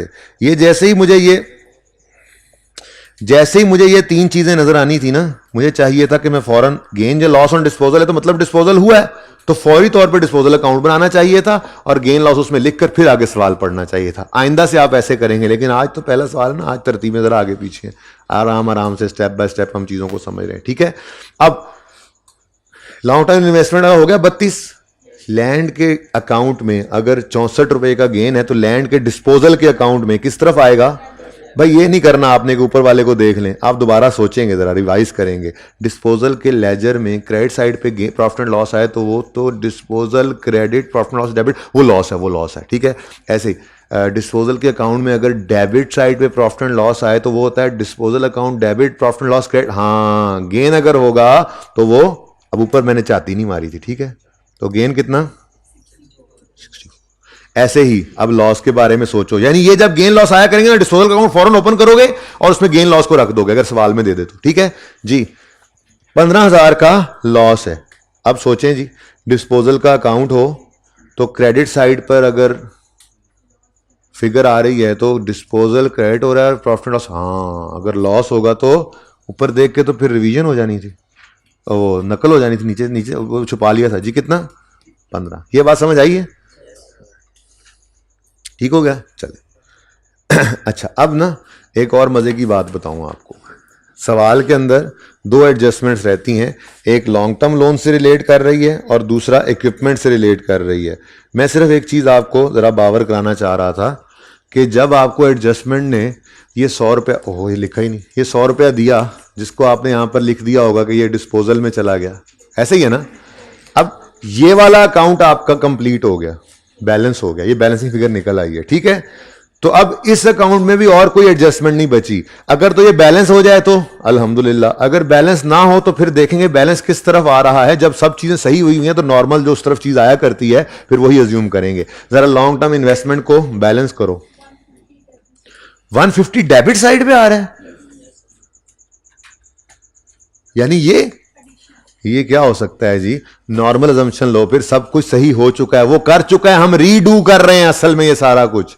ये लेजर उसने बनाया था जिसमें ओपनिंग 170 था, जिसमें उसने एडिशन रिकॉर्ड किया था 150 का, डिस्पोजल रिकॉर्ड किया था 100 का, और उसका क्लोजिंग आया था 220, तो उसकी बैलेंस शीट के अंदर 220 चला गया था। हम ये सब रीडू कर रहे हैं, ठीक है? अनलेस के वो कोई गलती कह ना दे, हमने कभी गलती अज्यूम नहीं करनी। हम क्या कहेंगे? बैलेंस इस तरफ आया, इसका मतलब ये एडिशन है। ये क्या है? अब मेरे पास येलो हाइलाइटर नहीं, वरना मैं इसको भी ऐसे ही येलो हाईलाइट करता। ये क्या है? कैश इनफ्लो या आउटफ्लो? इनफ्लो या आउटफ्लो? इनफ्लो या आउटफ्लो? भाई साहब, कैश पेड होता है for addition, cash paid for addition in long term investment. ये वर्किंग नंबर 2 है, ये 150 पॉजिटिव। आउटफ्लो, ये मैं उलट लिख गया, पॉजिटिव इनफ्लो और ये आउटफ्लो है, ठीक है जी? तब से यही तो नहीं सोचे जा रहे थे कहीं तुम? अच्छा जी, लो जी, एक तो अप्रोच भी समझ आ गई। जैसे लॉन्ग टर्म इन्वेस्टमेंट का लेजर बैलेंस हुआ है ना, ऐसे ये बाकी सारे लेजर्स भी बैलेंस होने हैं, ठीक है? सही है? हाँ यार, जाके ना सरदनान से को 5 मिनट उन्होंने मुझे देने हैं आज, क्योंकि कैश फ्लो का एक सवाल कराना है। हाँ नहीं, मेरी क्लास हुई ना, सर की भी होती है ना साथ, जाके क्या हो है, रिक्वेस्ट करना सर से। 5 मिनट आज चाहिए कैश फ्लो का सवाल पूरा करके, फिर उनको आगे रिकॉर्डिंग्स देनी है। सिर्फ 5 मिनट आज का दिन, कल से मैं होऊंगा ही नहीं जी। ओके भाई, ये समझ आई है? बैलेंसिंग की अप्रोच समझ आ गई? अब बैलेंसिंग भी 1 मिनट में ऐसे ऐसे होती चली जाएगी। चलो अब बाकी 2 एडजस्टमेंट्स करते हैं और फिर सवाल खत्म। Part of long term loan amounting to 100 was paid by Junaid Janjua from his personal account. मैंने आपको एक लाइन लिखवाई थी, क्या अगर बिजनेस की कोई लाइबिलिटी ओनर पे कर दे तो ऐसे ही है जैसे कैपिटल लाया, ठीक है? अब असल कहानी तो यूं होती कि पहले ये 100 रुपए का कैश घर से लाता और बिजनेस के बैंक अकाउंट में कैश डेबिट होता और कैपिटल क्रेडिट होता, सही है ना? और फिर जनाब क्या होता? फिर ये कैश जो दराज में आ चुका है, इस कैश को इस्तेमाल करके लोन की रीपेमेंट होती है। लोन की रीपेमेंट की एंट्री क्या होती है? Loan debit cash credit. असल कहानी तो पूरी ऐसे होती है, अगर घर से पहले पैसे लाता और फिर पे करता, लेकिन उसने बारों बार पे कर दिया, तो ये कैश का आना और कैश का जाना नजर नहीं आया। ऐसे ही है ना? यानी इसकी एंट्री तो बन गई, बोलो, लोन डेबिट, देखो, लोन डेबिट और कैपिटल क्रेडिट, लोन डेबिट और कैपिटल क्रेडिट। कितने से जी?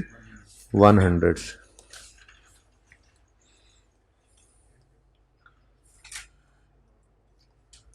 ओके अच्छा, अब ये एंट्री तो ठीक है ना? एंट्री ठीक है, एंट्री में कोई मसला नहीं है। तो देखो, लोन डेबिट, यहां पे लिखो कैपिटल,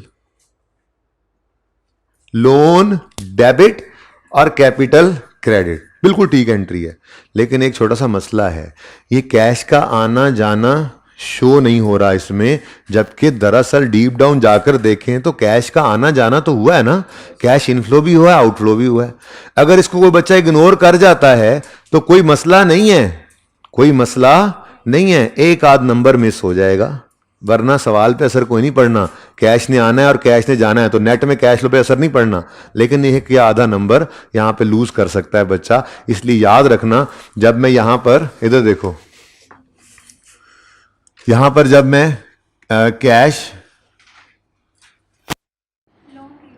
ठहर जाओ ना, कैपिटल, फ्रेश कैपिटल जब लाएंगे ओनर तो घर से, फ्रेश कैपिटल जब ओनर घर से लाते हैं तो कैश इनफ्लो होता है, और लोन जब रीपे होता है तो कैश आउटफ्लो होता है, ठीक है?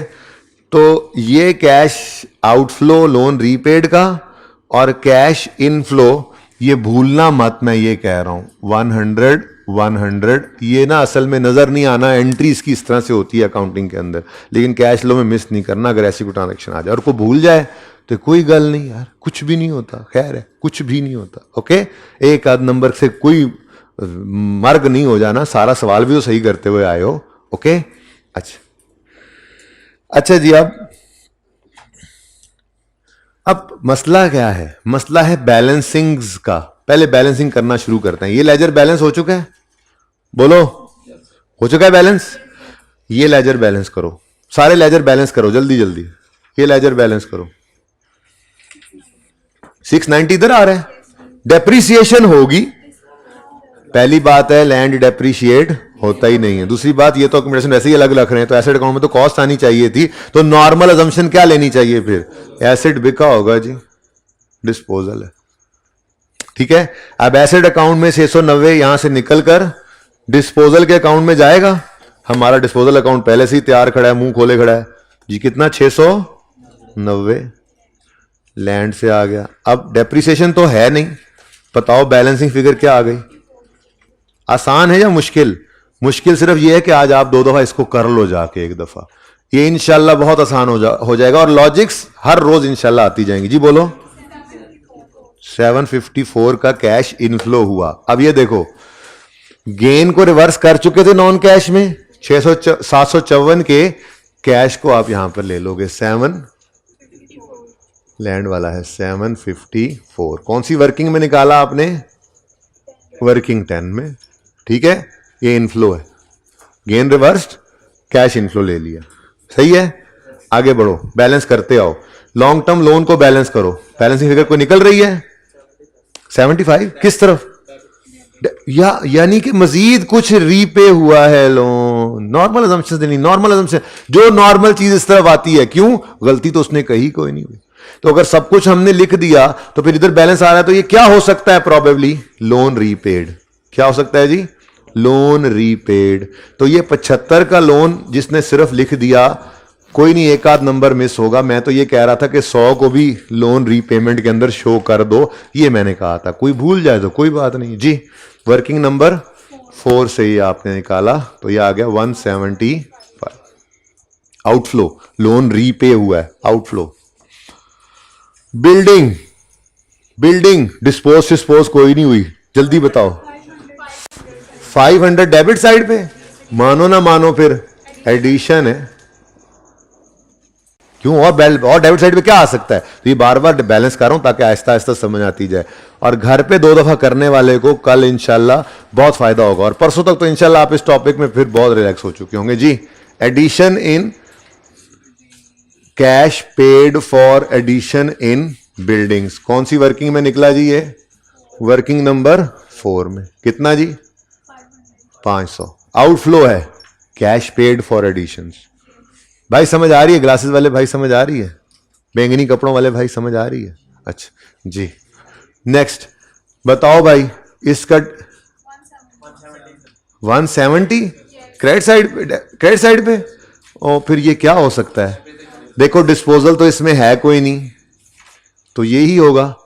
अच्छा, ये डेप्रिसिएशन जब यहां से निकला करेगी ना पर्चे में, जो सवाल में डेप्रिसिएशन नहीं गिवन होगी, तो यहां पे फिर आगे ऐड करना पड़ेगी। लेकिन आज ये 230 गिवन है, शायद उसने इकट्ठी खुद ही निकाल कर दे दी है। अभी चेक भी कर लेते हैं, ठीक है? आगे आते हैं ना, तो इसमें डिस्पोजल भी है। अब डिस्पोजल कितनी कॉस्ट पर हुआ, ये सवाल ने नहीं बताया हुआ। कोई एडिशन है कि नहीं है, नहीं पता हमें। डेप्रीसिएशन कोई है कि नहीं है, इस साल की कितनी है, अभी तक नहीं पता, आगे पढ़ा नहीं है मैंने। ठीक है, जब डिस्पोजल हुआ है तो इसकी डेप्रीसिएशन भी होनी है। तो बस ये एडजस्टमेंट रह गई है एक। ठीक है, ये एडजस्टमेंट देखो, ये एक लाइन कहता है depreciation charge during the year on equipment amounted to 60। वो कह रहा है कि जी ये फिगर मैं बता देता हूं, ये कितनी है? 60 रुपए। पता नहीं ये क्यों बता रहा है। फिर एक इधर बैलेंस निकलेगा, और ये देखो ना, मैंने कहा जो नॉर्मल अजम्पशन है, फिर वो लो। इस तरफ जो फिगर आई है, क्या हो सकता है भाई? कंप्यूटेशन के लेजर में इस तरफ बैलेंसिंग फिगर क्या आ सकती है? अगर डिस्पोजल है तो उसी की डेप्रीसिएशन है, और तो कोई तीसरी चीज चौथी चीज तो हो नहीं सकती। बोलो, समझ आ रही? थोड़ी समझ आ रही? आज थोड़ी भी आ रही तो बहुत है जी। 30, ये 30 वो अक्यूमुलेटेड डेप्रीसिएशन डेबिट और डिस्पोजल क्रेडिट वाली है। ये इसमें तो अक्यूमुलेशन होगी ना जी। कितना? 30। ठीक है, अब अभी भी हमें कोई नहीं पता चल रहा कि कैश कितना है। ये लॉस जरा नीचे ले आए। लॉस कितना था, भूल गया मैं। 15। देखो ना, कैश डेबिट डिस्पोजल क्रेडिट ये होता है, और अभी तक ना मुझे कैश पता है ना इक्विपमेंट अकाउंट से जो कॉस्ट आनी है वो पता है, ठीक है ना। फिलहाल मुझे ये दोनों चीजें नहीं पता, डिस्पोजल पूरा नहीं हो रहा अभी तक, डिस्पोजल पूरा नहीं हो रहा। चलो अल्लाह का नाम लेकर आगे बढ़ते हैं। क्या कहते हैं आगे? Equipment having book value of 75 was, ओए शुक्र है। जाने वाले एसेट की कितनी बुक वैल्यू है? 75। उसकी अक्यूमुलेटेड एक्शन हमने कितनी अभी अभी निकाली है? 30, है ना। उसकी बुक वैल्यू कितनी है? सवाल में कह रहे हैं जी बुक वैल्यू कितनी है। आपको पता है कॉस्ट किसके बराबर होती है? कॉस्ट किसके बराबर होती है? छोड़ो, बुक वैल्यू किसके बराबर होती है? कॉस्ट माइनस अक्यूमुलेटेड, ठीक है। हम कॉस्ट चाहते हैं तो आप क्या करो, book value plus accumulated depreciation कर दो। बुक वैल्यू सवाल ने बता दी 75, अक्यूमुलेशन हम निकाल चुके हैं, वर्किंग नंबर 7 में हम निकाल चुके हैं, ठीक है। तो 105 है जाने वाले एसिड की कॉस्ट, ठीक है। अच्छा वो यहां भी लिख दो, आप यहां भी लिख दो, फिर डबल एंट्री भी कर देना किसी एक तरफ, फिर उसको शो कर दोगे। 105 कैसे निकला? ये जी हमने 75 प्लस 30 किया। वो नीचे वाली अंग्रेजियां नहीं लिखते रहना, हो तो आपको समझाने के लिए मैंने लिखा है, पर्चे में तो सिर्फ इतना लिखोगे। अब ये जो डिस्पोजल अकाउंट में 105 डेबिट हुआ है, ये एसेट अकाउंट में से निकला होगा ना, ये 105 एक तरफ वर्किंग शो कर दो, या इधर शो कर दो या इधर शो कर दो, कोई मसला नहीं, किसी एक तरफ शो कर दो, ठीक है। सवाल खत्म है जी। बताओ, इधर ही बैलेंसिंग फिगर आएगी 155 cash paid for addition in equipment, working number 6 155। बिल्कुल परेशान नहीं होना, जिंदगी का पहला सवाल कर रहे हो आप कैश फ्लो का। आज से पहले तो कैश को आप देखते ही नहीं थे, बस 2 दफा जाके घर इस सवाल को कर लेना। अल्लाह ने चाहा तो इससे आसान टॉपिक आपको तीसरे दिन और कोई नहीं लग रहा होगा इंशाल्लाह, अल्लाह ने चाहा तो। जी सही है यहां तक? अच्छा, अब इधर से कैश बैलेंसिंग निकालो, सवाल खत्म करें जी। 60 है, 60 का कैश ये इक्विपमेंट के डिस्पोजल पे निकला, वर्किंग नंबर बता दो 11। अब बस एक चीज मैं भूल गया था आपको बताना, मैं 5-7 मिनट पहले मुझे याद आ गई थी, लेकिन फिर मैंने कहा हुन गल्लां होर पासे मछरियां ने। ये 950 का प्रॉफिट कैपिटल के अकाउंट में इस तरफ नजर आना होता है। अगर आप डिविडेंड या ड्राइंग उधर डेबिट कर गए तो प्रॉफिट को भी आपको इस तरफ लिखवाना चाहिए था मुझे, लेकिन आपने लिखवाया नहीं है। जी बोलो, ये बैलेंस है, ये इंशाल्लाह बैलेंस ही होगा, इसमें और कुछ भी नहीं है। जरा चेक कर लो, कोई बैलेंसिंग फिगर नहीं निकल रही, तो फिर इसका मतलब यही 100 रुपया मैं इधर बाहर लिख लेता हूं। ओनर घर से 100 रुपया लाया, बस वो एडजस्टमेंट से ही निकल आया था। अब जिसने ये 100 इधर और इधर शो नहीं किया, उसने सिर्फ 75 नेगेटिव शो करना था ना। तो मैं यही कह रहा था कि नेट में सवाल पे कोई असर नहीं पड़ना था कैश फ्लो के ऊपर इस एडजस्टमेंट का, ठीक है ना।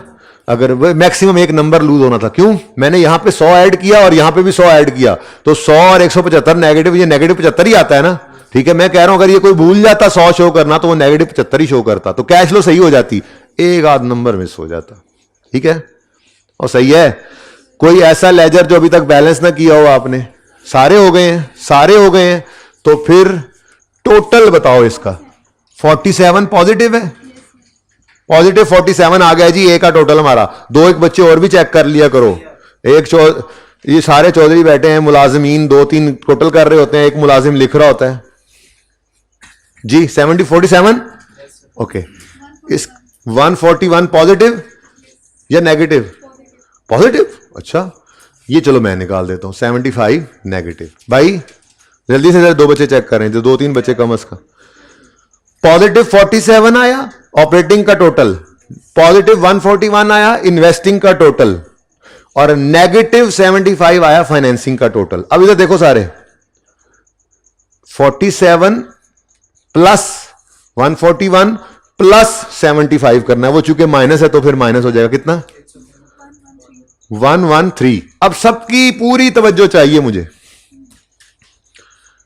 जरा opening cash and cash equivalent का टोटल करवा दो। 548 नेगेटिव, ठीक है। तो आगे वाले का 435 भी नेगेटिव ही होगा बेटा, यही बनता है। अब जरा जादू देखना, जादू देखना। 548 नेगेटिव क्या है? Opening cash and cash equivalent. यहां पे मैंने लिखा 548 नेगेटिव। आंसर निकालो, इसको नेट करो। 435 नेगेटिव, वो ये सही होने की निशानी होगी कैश फ्लो का सवाल, जो कि पर्चे में आपने देखना। बच्चों कहता हूं वो रिकॉर्डिंग में भी आपको नजर आएगा। बच्चे को बुला के कहता था इस पे हाथ रख लो, और बच्चे कहता था 548 इधर ऐड कर दो, वो नेगेटिव आया, और मैं कहता था बस ये हाथ यहीं पे छोड़ के घर आ जाना पर्चे में, इसको उठाना नहीं है, क्योंकि ये उठाने से पता लग जाएगा कि सवाल सही हुआ या नहीं हुआ। और अगर बैलेंस नहीं हुआ तो आप ढूंढोगे, टाइम जाया करोगे। नहीं हुआ, एक आता देखो टोटल टोटल गलत तो नहीं हुआ, नहीं हुआ तो ठीक है, बस जो नंबर आने थे वो आ चुके। एक फिगर आगे पीछे हो जाए थोड़ी सी तो टोटल तो गलत हो जाना है। उसका मतलब ये है कि आप 18 नंबर के 15 नंबर के सवाल में से आपको 2-3 नंबर से कट गए, बस ठीक है। अगर आप 15 मिनट लगा के उसको ढूंढ भी लोगे तो अगले सवाल के 10 नंबर लूज हो जाएंगे, ठीक है। तो ये आज का हमारा पहला सवाल था, और इंशाल्लाह आप लोग इसी को 2 दफा करेंगे, ठीक है। जिंदगी रही तो कल मुलाकात होगी। अल्लाह हाफिज।